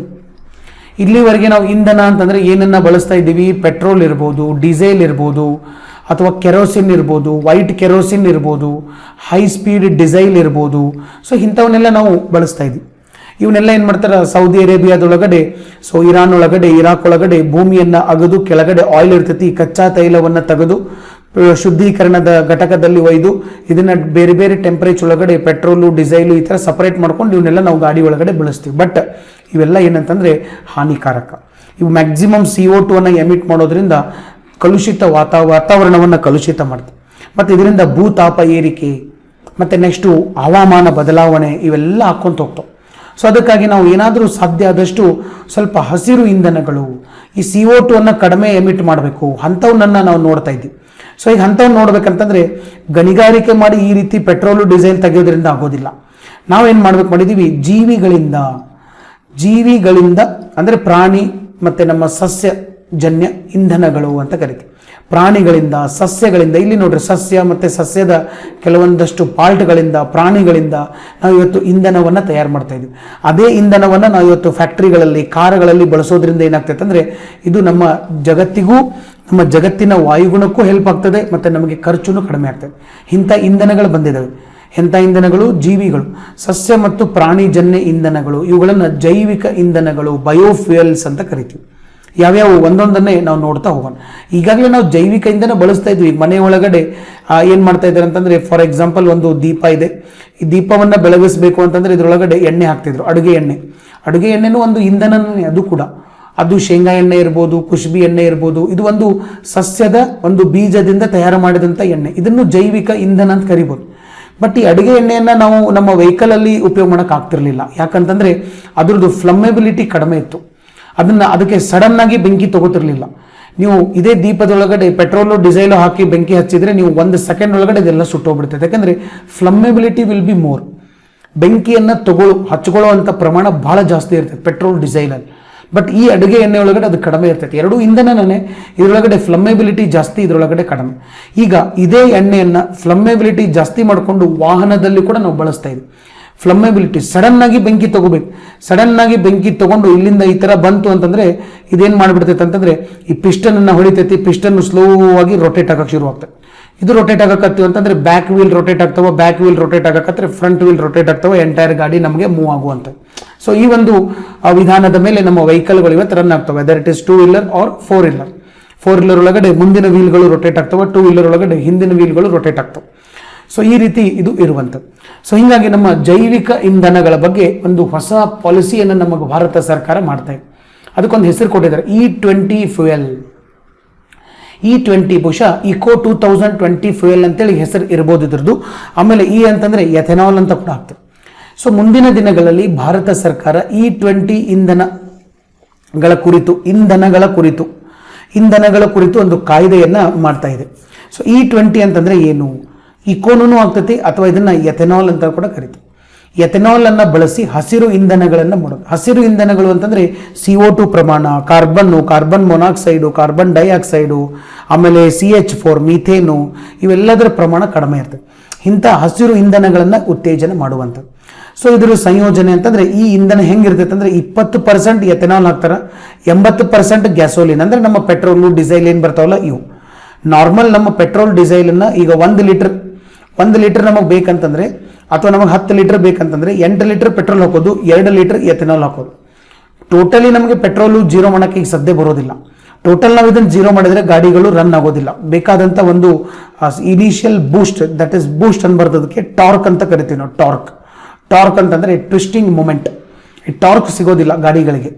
ಸೊ ಬಟ್ ಆ ಟಾರ್ಕು ಸಿಗಬೇಕು, ಗಾಡಿನೂ ರನ್ ಆಗಬೇಕು, ಹಸಿರು ಇಂಧನನೂ ಬಳಸಬೇಕಂತಂದರೆ 2 ಲೀಟರ್ ನೀವು ಎಥೆನಾಲ್ ಹಾಕ್ಬೋದು, 8 ಲೀಟರ್ ಪೆಟ್ರೋಲ್ ಹಾಕ್ಬೋದು. ಇದನ್ನು ethanol blended petrol, ethanol blended diesel ಅಂತ ಕರಿತೀವಿ. ನಾವು ಹೈವೇದಲ್ಲೆಲ್ಲ ಹೋಗಬೇಕಾದಾಗ ಏನಾಗಿರ್ತೈತಿ, ಇಲ್ಲಿ ಪೆಟ್ರೋಲ್ ಪಂಪ್ ಅವ್ರು ಬೋರ್ಡ್ ಹಾಕಿರ್ತಾರೆ. So ethanol blended petrol 20% ethanol ಹಿಂಗೆಲ್ಲ ಹಾಕಿರ್ತಾರೆ. 20 ಹಾಕಂಗಿಲ್ಲ, 3-4% ಅಂತ ಹಾಕಿರ್ತಾರೆ. ಅಂದರೆ ಈ ಎಥೆನಾಲ್ ಅನ್ನುವಂಥ ಒಂದು ಇಂಧನವನ್ನು ನಾವು ಇದರೊಳಗಡೆ ಬಳಸೋದು. 10 ಲೀಟರ್ ನಾವು ಮಾಡ್ತಾ ಇದ್ದೀವಿ ಅಂದರೆ 80% ಪೆಟ್ರೋಲ್ ಡೀಸೆಲು, 20% ಎಥೆನಾಲ್. ಕಾಸ್ಟು ಕಡಿಮೆ ಆಗ್ತದೆ, ಪರಿಸರ ಮಾಲಿನ್ಯನೂ ಕಡಿಮೆ ಆಗ್ತದೆ. ಬಟ್ ಈಗ ಸದ್ಯ ನಮ್ಮ ದೇಶದಲ್ಲಿ ಎಷ್ಟು ಪರ್ಸೆಂಟು ಬಳಸ್ಬೋದು? ರೂಲ್ಸ್ ಪ್ರಕಾರ 10% ಎಥೆನಾಲ್ ಹಾಕ್ಬೋದು, 90% ಪೆಟ್ರೋಲ್ ಡೀಸೆಲನ್ನು ಬಳಸ್ಬೋದು. ಇಷ್ಟು ನಮ್ಮಲ್ಲಿ ಕಾನೂನು ಪ್ರಕಾರ ಇವತ್ತೇನಿದೆ ಅಂತಂದರೆ ಅಲೋ ಇದೆ. ಬಟ್ ಆದರೂ ನಾವು ಇವತ್ತು ಬಳಸ್ತಾ ಇರೋದು ಭಾಳ ಕಡಿಮೆ, 5.6%. ಅಂದರೆ ಇನ್ನೂ ಹೆಚ್ಚು ನಾವು ಎಥೆನಾಲನ್ನು ಬಳಸಬೇಕು. ಬಟ್ ಇವತ್ತು ಬಳಸೋಕ್ಕಾಗ್ತಾ ಇಲ್ಲ. ಅದಕ್ಕೆ ತಕ್ಕಂಗೆ ನಮ್ಮ ಎಂಜಿನ್ಗಳು ಮಾರ್ಪಾಟಾಗ್ತಾ ಇಲ್ಲ, ಮತ್ತು ಅಂಥ ಒಂದು ಎಥೆನಾಲ್ ಕೂಡ ನಮಗೆ ಸರಿಯಾಗಿ ಸಿಗ್ತಾ ಇಲ್ಲ. ಸೊ ಹೀಗಾಗಿ ಇದನ್ನು ಬಳಸಬೇಕು. ನೆಕ್ಸ್ಟ್ ಇದರ ಉಪಯೋಗಗಳೇನು?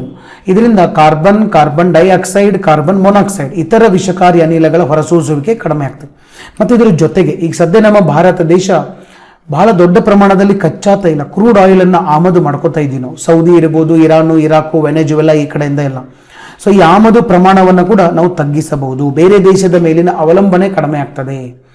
ಇನ್ನು ನೆಕ್ಸ್ಟು ಇದ್ರ ಬಗ್ಗೆ ನೋಡೋಣ. ಗ್ರೀನ್ ಫ್ಯೂಯಲ್ ಅಂತಲೇ ಕರೀತಾರೆ, ಅಥವಾ ಬಯೋಫ್ಯೂಯಲ್ ಅಂತೂ ಕರಿಬೋದು, ಅಥವಾ ನೀವು ಜೈವಿಕ ಇಂಧನ ಅಂತ ಕರಿಬೋದು, ಅಥವಾ ಬಯೋಫ್ಯೂಯಲ್ ಅಂತ ಕರಿಬೋದು, ಅಥವಾ ಗ್ರೀನ್ ಫ್ಯೂಯಲ್ ಅಂತ ಕರಿಬೋದು. ಬೇರೆ ಬೇರೆ ಹೆಸರಿನಿಂದ ನೀವು ಕರಿಬೋದು. ಏನು ಹಿಂಗಂದ್ರೆ ಸಸ್ಯ ಮತ್ತು ಪ್ರಾಣಿಜನ್ಯ ಇಂಧನಗಳನ್ನು ಜೈವಿಕ ಇಂಧನಗಳೆಂದು ಕರೆಯುತ್ತಾರೆ. ಕೆಲವೊಂದು ಬ್ಯಾಕ್ಟೀರಿಯಾಗಳಿಂದ ಕೂಡ ಈ ರೀತಿ ಇಂಧನ ಬರ್ತದೆ. ಕೆಲವೊಂದು ಸಸ್ಯದ ಭಾಗಗಳು, ಹಣ್ಣುಗಳು, ಕಾಯಿಗಳು, ಬೀಜಗಳಿಂದ ಕೂಡ ಈ ಎಣ್ಣೆಯನ್ನು ತೆಗಿತಾರೆ. ಈಗ ಉದಾಹರಣೆಗೆ ನಾವು ಹೇಳ್ಬೇಕಂತಂದ್ರೆ ಬಯೋ ಎಥೆನಾಲ್. ಬಯೋ ಎಥೆನಾಲ್ ಎಲ್ಲಿಂದ ಬರೋದು ಅಂತಂದ್ರೆ ಕಾರ್ನ್. ಓಕೆ, ಸೊ ಕಾರ್ನು ಮತ್ತು ಶುಗರ್ ಕೇನ್, ಕಬ್ಬು ಮತ್ತು ಓಕೆ ಸೊ ಕಾರ್ನ್ ಎರಡೂದ್ರಿಂದ ಇದು ಒಂದು ಬರ್ತದೆ. 1 litre ethanol. Okay, so 1 litre ethanol ಪೆಟ್ರೋಲ್ನಿಂದ ಬರುತ್ತಿರುವ ಶಕ್ತಿಯ 1/3 ಭಾಗ ಶಕ್ತಿಯನ್ನು ಉತ್ಪಾದಿಸುತ್ತದೆ. ನೋಡ್ರಿ, ಪೆಟ್ರೋಲಿಂದ ಎಕ್ಸ್ ಅಮೌಂಟ್, ಪೆಟ್ರೋಲಿಂದ 3x ಅಮೌಂಟ್ ಶಕ್ತಿ ಬಂತಂದ್ರೆ ಎಕ್ಸ್ ಅಮೌಂಟ್ ಶಕ್ತಿ ಎಲ್ಲಿಂದ ಬರ್ತದೆ? ಎಥೆನಾಲಿಂದ ಬರ್ತದೆ. ನೆನ್ಪಿಟ್ಕೊಳ್ಳಿ, ಎಥೆನಾಲು ಎಕ್ಸ್ ಅಮೌಂಟ್ ಇದ್ರೆ ಪೆಟ್ರೋಲು 3x, ಅಂದರೆ ಪೆಟ್ರೋಲದ್ದು ಸ್ವಲ್ಪ ಜಾಸ್ತಿ, ಪೆಟ್ರೋಲದ್ದು ಪಿಕಪ್ ಇರ್ಬೋದು, ಸಡನ್ ಆಗಿ ಇದು ಫ್ಲಮೇಬಿಲಿಟಿ ಜಾಸ್ತಿ ಇದೆ. ಒಮ್ಮೆ ನಮ್ಮ ಇಂಧನಗಳು ಆ ಲೆವೆಲ್ಗೆ ಹೋಗೋಕ್ಕಾಗೋದಿಲ್ಲ, ಬಟ್ ಹೋಗ್ತಾ ಹೋಗ್ತಾ ಎಂಜಿನ್ಗಳನ್ನು ಆ ರೀತಿ ಮಾರ್ಪಾಟ್ ಮಾಡ್ತಾ ಇದ್ದಾರೆ. ಸೊ ಎಥೆನಾಲದ್ದು ಶಕ್ತಿ ಎಕ್ಸ್ ಇದೆ ಅಂತಂದರೆ ಇದರದ್ದು XXX ಇದೆ. ಓಕೆ, ಸೊ ಬಟ್ ಅಟ್ಲೀಸ್ಟ್ ನಾವು ಇದನ್ನು ಉಪಯೋಗ ಮಾಡೋಕ್ಕೆ ಶುರು ಮಾಡೋಣ. ಮುಂದೆ ಬರುವಂಥ ತಂತ್ರಜ್ಞಾನಗಳು ಇದೇ ಎಕ್ಸನ್ನು 4x ಮಾಡ್ಬೋದು, ಸಾಧ್ಯ ಇದೆ. ಸೊ ಅತ್ಯಾಧುನಿಕವಾದಂಥ ಎಂಜಿನ್ಗಳು ಈಗಾಗಲೇ ಬರ್ತಾ ಇರುವಂಥದ್ದು. Next biogas. ಸೊ ಬಯೋಗ್ಯಾಸ್ ನಿಮಗೂ ಎಲ್ಲ ಗೊತ್ತಿದೆ. ಓಕೆ, ಸೊ ಇದನ್ನು ಭಾಳಷ್ಟು ಜನ ಹಳ್ಳಿ ಒಳಗಡೆ ಎಲ್ಲ ಮಾಡಿರ್ತಾರೆ. ಓಕೆ, ಸೊ ಗೋಬರ್ ಗ್ಯಾಸ್ ಅಂತ ಕೂಡ ಕರೀತಾರೆ. It is produced by an aerobic. Okay, so anaerobic composition of organic matter. Organic matter ಅಂದರೆ ನಮ್ಮ ಜೈವಿಕ ವಸ್ತುಗಳೇನಿರ್ತಾವ ಅವುಗಳನ್ನು ಕೊಳೆಯೋ ಥರ ಮಾಡಿ ಅದರಿಂದ ಒಂದು ಗ್ಯಾಸನ್ನು ತೆಗಿಬೋದು. ಇದನ್ನು ಬಯೋಗ್ಯಾಸ್ ಅಂತ ಕರಿತೀವಿ. ಓಕೆ, ಸೊ ಇದರ ಜೊತೆಗೆ ಬಯೋಬುಟನಾಲ್. ಓಕೆ, ಸೊ ಬಯೋಬುಟನಾಲ್, ನೆಕ್ಸ್ಟು ಬಯೋಹೈಡ್ರೋಜನ್, ಈ ರೀತಿ ಸಾಕಷ್ಟು ನಮ್ಗೆ ಏನಿದಾವೆ ಅಂತಂದರೆ ಇಂಥ ಇಂಧನಗಳಿದಾವೆ. ಇವನ್ನೆಲ್ಲವನ್ನ ನಾವು ತಗೋಬೋದು. ಭಾಳಷ್ಟು ಜನ ಇವತ್ತು ಹಳ್ಳಿ ಒಳಗಡೆ ಬಯೋಗ್ಯಾಸನ್ನು ಕೂಡ ಮಾಡಿರ್ತಾರೆ. ಇವೆಲ್ಲ ಜೈವಿಕ ಇಂಧನಗಳಿಗೆ ಉದಾಹರಣೆ. ಮತ್ತು ಇನ್ನೊಂದು ನಿಮ್ಗೆ ಇದ್ರ ಬಗ್ಗೆ ಗೊತ್ತಿರಬೇಕು, ಮುಂದಿನ ಬರುವಂಥ ಟೆಕ್ನಾಲಜಿ ಇದೆಲ್ಲ ಮುಂದೆ ಎಲ್ಲ ಇದ್ರ ಮೇಲೇ ಇರೋದು ಜಗತ್ತು. 2018ರಲ್ಲಿ ಭಾರತ ಸರ್ಕಾರ ಜೈವಿಕ ಇಂಧನಗಳ ರಾಷ್ಟ್ರೀಯ ನೀತಿ, national policy on biofuels, it was released by government of India way back in 2018. 2018ರೊಳಗಡೆ ಜೈವಿಕ ಇಂಧನಗಳ ರಾಷ್ಟ್ರೀಯ ನೀತಿಯನ್ನು ಕೂಡ ಭಾರತ ಸರ್ಕಾರ ಪ್ರಕಟ ಮಾಡಿದೆ. ಅಂದರೆ ಇದರ ಅರ್ಥ ಮುಂದಿನ ದಿನಗಳಲ್ಲಿ ಬಹಳ ದೊಡ್ಡ ಪ್ರಮಾಣದಲ್ಲಿ ಇವೆಲ್ಲ ಬರ್ತಾ ಇರುವಂಥದ್ದು. ನೆಕ್ಸ್ಟು ಇನ್ನು ನಮ್ಮ DRDO ಒಂದು ಸ್ವಲ್ಪ ನ್ಯೂಸಲ್ಲಿದೆ. ಯಾಕಂದರೆ ನೂತನ ಕೆಲವೊಂದು ವ್ಯವಸ್ಥೆಗಳು, ಒಂದು ಸೇವೆಯನ್ನು ಆರಂಭ ಮಾಡಿದೆ. ನೂತನವಾಗಿ 3 ಸೇವೆಗಳನ್ನು ಆರಂಭ ಮಾಡಿ ಅದನ್ನು ನಮ್ಮ ಭಾರತೀಯ ಭೂಸೇನೆ, ನೌಕಾಪಡೆ ಮತ್ತು ವಾಯುಪಡೆಗೆ ಅರ್ಪಣೆ ಮಾಡಿದ್ದಾರೆ. ಇದನ್ನು ಅರ್ಪಣೆ ಮಾಡಿದವರು ನಮ್ಮ ರಕ್ಷಣಾ ಸಚಿವರು ಮಿಸ್ಟರ್ ರಾಜನಾಥ್ ಸಿಂಗ್ ಅವರು. ರಾಜನಾಥ್ ಸಿಂಗ್ ಅವರು DRDOದ 3 ವ್ಯವಸ್ಥೆಗಳನ್ನು 3 ಪಡೆಗಳಿಗೆ ಅರ್ಪಣೆ ಮಾಡಿದ್ದಾರೆ. ಸೊ ನೋಡೋಣ ಯಾವ್ಯಾವ ವ್ಯವಸ್ಥೆಗಳು, ಹೆಸರು ನೆನ್ಪಿಟ್ಕೊಡ್ರಿ, ಡೈರೆಕ್ಟ್ ಕ್ವಶನ್ ಬರ್ತಾವೆ. ರಕ್ಷಣಾ ಇಲಾಖೆ ಅಥವಾ ರಕ್ಷಣೆ, ಭಾರತದ ರಕ್ಷಣೆಗೆ ಸಂಬಂಧಪಟ್ಟಂಗೆ ನಿಮಗೆ ಪಕ್ಕ ಗೊತ್ತಿರಬೇಕು. ಯಾಕಂದರೆ ಈ ದೇಶದ ಒಬ್ಬ ಓಕೆ ಸೊ ಗೌರವಾನ್ವಿತ ಮತ್ತು ಜವಾಬ್ದಾರಿಯುತ ವ್ಯಕ್ತಿ, ಅಧಿಕಾರಿ ಆಗೋರಿಗೆ ದೇಶದ ರಕ್ಷಣೆಯ ಬಗ್ಗೆ ಗೊತ್ತಿರಲೇಬೇಕು. ಇದು ನಮ್ಮೆಲ್ಲರ ಕರ್ತವ್ಯ. ಸೊ ಇಲ್ಲಿ ನೋಡ್ರಿ, ಒಂದನೇದು Indian maritime situation awareness system ಅಂತ ತೊಗೊಂಬಂದಿದ್ದಾರೆ DRDO. Indian maritime situation awareness system ಅಂದರೆ ಮರಿಟೈಮ್ ಅಂದ್ರೇನು, ನಮ್ಮ ಕರಾವಳಿ. ನಮ್ಮ ಕರಾವಳಿಯಲ್ಲಿ ಯಾವ್ಯಾವ ಸಿಚುವೇಶನ್ ಇದೆ ಅದರೆಲ್ಲದರ ಬಗ್ಗೆ ನಮಗೆ ಅವೇರ್ನೆಸ್, ಅರಿವು ಕೊಡುವಂಥ ಒಂದು ವ್ಯವಸ್ಥೆ, ಒಂದು ಸಾಫ್ಟ್ವೇರ್ ವ್ಯವಸ್ಥೆ. ಇಡೀ ನಮ್ಮ ಭಾರತದ ಅಥವಾ ಜಾಗತಿಕವಾಗಿ ಸಾಗರ ಮತ್ತು ಸಮುದ್ರಗಳ ಭದ್ರತೆ, ಎಲ್ಲಿ ಯಾವ ಬೋಟ್ ಬರ್ತಾ ಇದೆ, ಯಾರಾದರೂ ಏನಾದರೂ ಅಟ್ಯಾಕ್ ಮಾಡ್ತಾ ಇದ್ರು, ಮೀನುಗಾರರು ಎಲ್ಲಿವರೆಗೆ ಹೋಗಿದ್ದಾರಾ, ನಮ್ಮ ದೇಶದ ಗಡಿಯನ್ನು ದಾಟಿ ಏನಾದರೂ ಮೀನುಗಾರರು ಹೋಗಿದ್ದಾರೋ ಹೆಂಗೆ, ಇದನ್ನೆಲ್ಲವನ್ನು ಚೆಕ್ ಮಾಡೋಕ್ಕೆ Indian maritime situation awareness system ಅನ್ನುವಂಥ ಸಾಫ್ಟ್ವೇರನ್ನು DRDO ಬಿಲ್ಡ್ ಮಾಡಿ ನಮ್ಮ ನೌಕಾಪಡೆಗೆ ಕೊಟ್ಟಿದ್ದಾರೆ. ಇನ್ನು ನೆಕ್ಸ್ಟು ಎರಡನೇದು ಯಾವುದಿದೆ ಅಂತಂದರೆ ಅಸ್ತ್ರ ಮಾಕ್ 1. ಅಸ್ತ್ರ ಮಾಕ್ 1 ಅನ್ನುವಂಥದ್ದು ಒಂದು ಭಾರತದ ಕ್ಷಿಪಣಿ. ಈ ಕ್ಷಿಪಣಿ ಅದು ನಮ್ಮ ಇಂಡಿಜಿನಸ್ ಸ್ವದೇಶಿ ಕ್ಷಿಪಣಿ. ಈ ಕ್ಷಿಪಣಿಯನ್ನು ನಾವು ಸುಖೋಯ್ ಯುದ್ಧ ವಿಮಾನ, MiG-29K 3 ಯುದ್ಧ ವಿಮಾನಗಳಿಂದ ನಾವು ಇದನ್ನು ಉಡಾವಣೆ ಮಾಡಬಹುದು. ಸೊ ಇದನ್ನು ನಮ್ಮ ಭೂ ಸೇನೆಗೆ ಇಲ್ಲಿ ಕೊಟ್ಟಿರುವಂಥದ್ದು. ನೆಕ್ಸ್ಟು ಬಾರ್ಡರ್ ಸರ್ವಿಲಿಯನ್ಸ್ ಸಿಸ್ಟಮ್, ಇದನ್ನು ನಮ್ಮ ವಾಯುಪಡೆ ಕೊಟ್ಟಿದ್ದಾರೆ, Astra MK1. Next border surveillance system. Surveillance ಅಂತಂದ್ರೆ ಕಣ್ಗಾವಲು, ನಮ್ಮ ಗಡಿ ಪ್ರದೇಶಗಳನ್ನು ಕಣ್ಗಾವಲು ಇಡುವಂಥ ಒಂದು ವ್ಯವಸ್ಥೆ. ಬಾರ್ಡರ್ ಬಾರ್ಡರ್ ಸರ್ವಿಲಿಯನ್ಸ್ ಸಿಸ್ಟಮ್, ಬಾಸ್ ಅಂತ ಕರಿತೀವಿ. ಇದನ್ನು ಭಾರತದ ಗಡಿಗಳನ್ನು ಹಗಲು ರಾತ್ರಿ ಕಾಯಕ್ಕೆ ಇದನ್ನು ಇಟ್ಟಿದ್ದಾರೆ. ಸೊ ಇದನ್ನು ನಮ್ಮ ಭಾರತೀಯ ಭೂಸೇನೆಗೆ, ಇದನ್ನು ವಾಯುಪಡೆಗೆ, ಇನ್ನೊಂದನ್ನು ನೌಕಾಪಡೆಗೆ ಕೊಟ್ಟಿರುವಂಥದ್ದು. ಸೊ 3 ಕರೆಕ್ಟಾಗಿ ನೀವು ನೆನಪಿನಲ್ಲಿ ಇಟ್ಕೊಳ್ಳೋಕೆ ಸಾಧ್ಯ ಆಗಿರಬೇಕು. ನೆಕ್ಸ್ಟ್ ಇನ್ನು ನಮ್ಮ ಇವತ್ತಿನ ಒನ್ ಲೈನರ್ಗಳನ್ನು ನೋಡ್ತಾ ಹೋಗೋಣ. ಪ್ರತಿ ವರ್ಷ ಡಿಸೆಂಬರ್ 18 ನಾವು ಅಂತಾರಾಷ್ಟ್ರೀಯ ವಲಸಿಗರ ದಿನವನ್ನಾಗಿ ಆಚರಣೆ ಮಾಡ್ತೀವಿ. ಸೊ ಈ ವರ್ಷದ ಒಂದು ಥೀಮ್ ಏನಿದೆ ಅಂತಂದರೆ ಮಾನವ ಚಲನಶೀಲತೆಯನ್ನು ಮರುರೂಪಿಸುವುದು. ನೆಕ್ಸ್ಟ್ ಯೋಗ ಕಲೆಗೆ ಇತ್ತೀಚೆಗೆ ಭಾರತೀಯ ಕ್ರೀಡಾ ಸಚಿವಾಲಯ ಸ್ಪರ್ಧಾತ್ಮಕ ಕ್ರೀಡೆಯ ಮಾನ್ಯತೆಯನ್ನು ಕೊಟ್ಟಿದೆ. Okay, so it is a competitive sports ಅಂತೇಳಿ ಭಾರತದ ಕ್ರೀಡಾ ಸಚಿವಾಲಯ ಗುರುತಿಸಿದೆ. ಯಾವುದನ್ನ? ಯೋಗವನ್ನ. ನಿಮ್ಗೆ ಗೊತ್ತಿದೆ, ಸೊ ಯೋಗ ಪತಂಜಲಿ. ಓಕೆ, ಸೊ ಈ ಒಂದು ಟೈಮ್ ಒಳಗಡೆ ಭಾರತದಲ್ಲಿ ಬಂದಂಥದ್ದು. ಇವತ್ತು ಇಡೀ ಜಗತ್ತು ಯೋಗಕ್ಕಾಗಿ ಭಾರತವನ್ನು ಅವಲಂಬನೆ ಮಾಡಿದೆ. ಸೊ ಒಂದು ಯೋಗ ದಿನ, ಅಂತಾರಾಷ್ಟ್ರೀಯ ಯೋಗ ದಿನವನ್ನು ನಾವು ಪ್ರತಿ ವರ್ಷ ಜೂನ್ 21ರಂದು ಆಚರಣೆ ಮಾಡ್ತೀವಿ. ಈ ವರ್ಷದ ಯೋಗ ಥೀಮ್ ಏನಾಗಿತ್ತು ಅಂತಂದರೆ yoga for health, yoga at home. ಯಾಕಂದರೆ ಕರೋನಾ ಇತ್ತು ಅದಕ್ಕೆ. ಓಕೆ, ಸೊ ಹೆಲ್ತ್ಗಾಗಿ ಯೋಗ ಮಾಡಿರಿ, ಅದರ ಜೊತೆಗೆ ಮನೆಯಲ್ಲೇ ಮಾಡಿರಿ. ನೆಕ್ಸ್ಟು ಭಾರತೀಯ ವಿಮಾನಯಾನ ಪ್ರಾಧಿಕಾರ ಅಂದರೆ airport authority of India, civil aviation. So ಇವರು ಕರ್ನಾಟಕದ ಕಲಬುರಗಿ ಮತ್ತು ಬೆಳಗಾವಿ ಒಳಗಡೆ ವಿಮಾನ ಚಾಲನಾ ತರಬೇತಿ ಕೇಂದ್ರಗಳನ್ನು ಸ್ಥಾಪನೆ ಮಾಡೋಕ್ಕೆ ಸಿದ್ಧತೆಯನ್ನು ನಡೆಸಿರುವಂಥದ್ದು. Okay, so pilot training institute. Next ಅಲ್ಪಸಂಖ್ಯಾತರ ಹಕ್ಕುಗಳ ದಿನ ನಾವು ಈಗಾಗಲೇ ಡಿಸ್ಕಸ್ ಮಾಡಿದ್ದೀವಿ, ಡಿಸೆಂಬರ್ 18. ನೆಕ್ಸ್ಟ್ ಇನ್ನೊಂದು ನೀವು ನೆನಪಿಟ್ಕೋಬೇಕು, ಡಿಸೆಂಬರ್ 19 ವೆರಿ ಇಂಪಾರ್ಟೆಂಟ್. ಯಾಕೆ? ಪ್ರತಿ ವರ್ಷ ಗೋವಾ ರಾಜ್ಯದ ವಿಮೋಚನಾ ದಿನವನ್ನು ಡಿಸೆಂಬರ್ 19ರಂದು ನಾವು ಆಚರಣೆ ಮಾಡ್ತೀವಿ. ಗೋವಾ ರಾಜ್ಯದ ವಿಮೋಚನಾ ದಿನ 450 ವರ್ಷಗಳ ಕಾಲ ಪೋರ್ಚುಗೀಸರ ಆಳ್ವಿಕೆಯಲ್ಲಿ ಗೋವಾ ಇತ್ತು. ಗೋವಾವನ್ನು ಮುಕ್ತಗೊಳಿಸಿ ಭಾರತದ ಸಶಸ್ತ್ರ ಪಡೆಗಳು ಗೋವಾವನ್ನು ಮುಕ್ತಪಡಿಸಿ ವಿಜಯವನ್ನು ಗುರುತಿಸಲು ಈ ದಿನವನ್ನು ಆಚರಣೆ ಮಾಡುವಂಥದ್ದು. ಪೋರ್ಚುಗೀಸರಿಂದ ಇದು ಭಾರತಕ್ಕೆ ಬಂತು. ಸೊ ಗೋವಾ ಯಾವ ದಿನಾಂಕ ಮತ್ತು ಯಾವ ವರ್ಷದಂದು ಭಾರತದ ಒಕ್ಕೂಟಕ್ಕೆ ಸೇರ್ಪಡೆಯಾಗಿ ಒಂದು ರಾಜ್ಯವಾಯಿತು. ಒಕ್ಕೂಟಕ್ಕೆ ಸೇರ್ಪಡೆಯಾಗಿದ್ದು ಬೇರೆ, ರಾಜ್ಯವಾಗಿದ್ದು ಬೇರೆ. ಇವತ್ತು ಭಾರತದ ಎಷ್ಟನೇ ರಾಜ್ಯವಾಗಿ ಎಷ್ಟನೇ ಇಸ್ವಿಯಲ್ಲಿ ಗೋವಾ ಸೇರ್ಪಡೆಯಾಯಿತು, ಸ್ವಲ್ಪ ಅಲ್ಲಿ ಕಮೆಂಟ್ ಬಾಕ್ಸಲ್ಲಿ ಹಾಕಿರ್ಬೇಕು.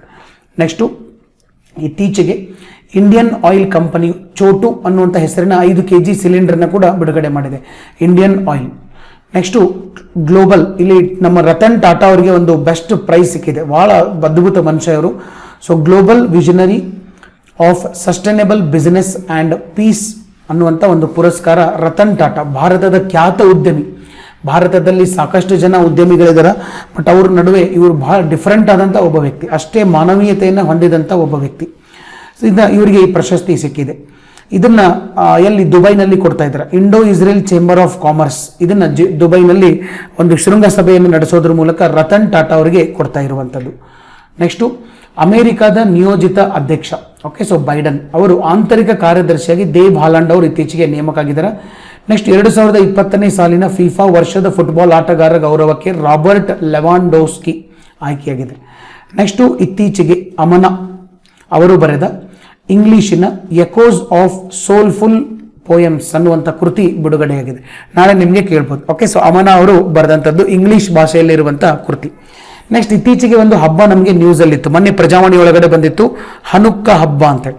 ಹನುಕ್ಕ ಹಬ್ಬ ಸುದ್ದಿಯಲ್ಲಿ ಇತ್ತು. ಈ ಹಬ್ಬವನ್ನು ಯಾವ ದೇಶದಲ್ಲಿ ಆಚರಣೆ ಮಾಡ್ತಾರೆ? ಇಸ್ರೇಲ್ ದೇಶದಲ್ಲಿ ಆಚರಣೆ ಮಾಡುವಂಥದ್ದು. ಸೊ ಈಗಾಗಲೇ ನಾವು ಕ್ವಶನ್ಗಳನ್ನು ಕೇಳಿರ್ತೀವಿ, ಬಹಳ ಜನ ಅದಕ್ಕೆ ಬಹಳ ಅದ್ಭುತವಾಗಿ ಕಮೆಂಟ್ಗಳನ್ನು ಹಾಕ್ತಾ ಇದ್ದಾರೆ. ಸೊ ಎಲ್ಲ ಕಮೆಂಟ್ ಹಾಕಿದಂಥ ಎಲ್ಲ ವಿದ್ಯಾರ್ಥಿ ಮಿತ್ರರಿಗೂ ಧನ್ಯವಾದಗಳು.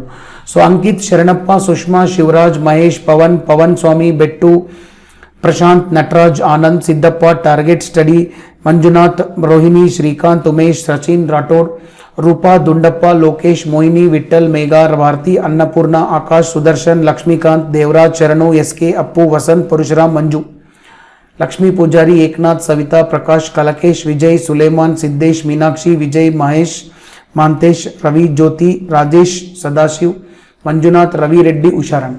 ಸೊ ಇಲ್ಲಿ ಇನ್ನೂ ಸಾಕಷ್ಟು ಕಮೆಂಟ್ಗಳು ಬಂದಿದ್ದಾವೆ. ಬಟ್ ನಾವು ಇಲ್ಲಿ ಯಾರ ಹೆಸರುಗಳನ್ನು ಕೊಡ್ತೀವಿ ಅಂತಂದರೆ, ಯಾರು ಸರಿಯಾದ ಉತ್ತರ ರೈಟ್ ಆನ್ಸರನ್ನು ಯಾರು ಕೊಟ್ಟಿರ್ತಾರ ಅವರಿಗೆ ಮಾತ್ರ ಇಲ್ಲಿ ಹೆಸರುಗಳನ್ನು ಕೊಟ್ಟಿರ್ತೀವಿ.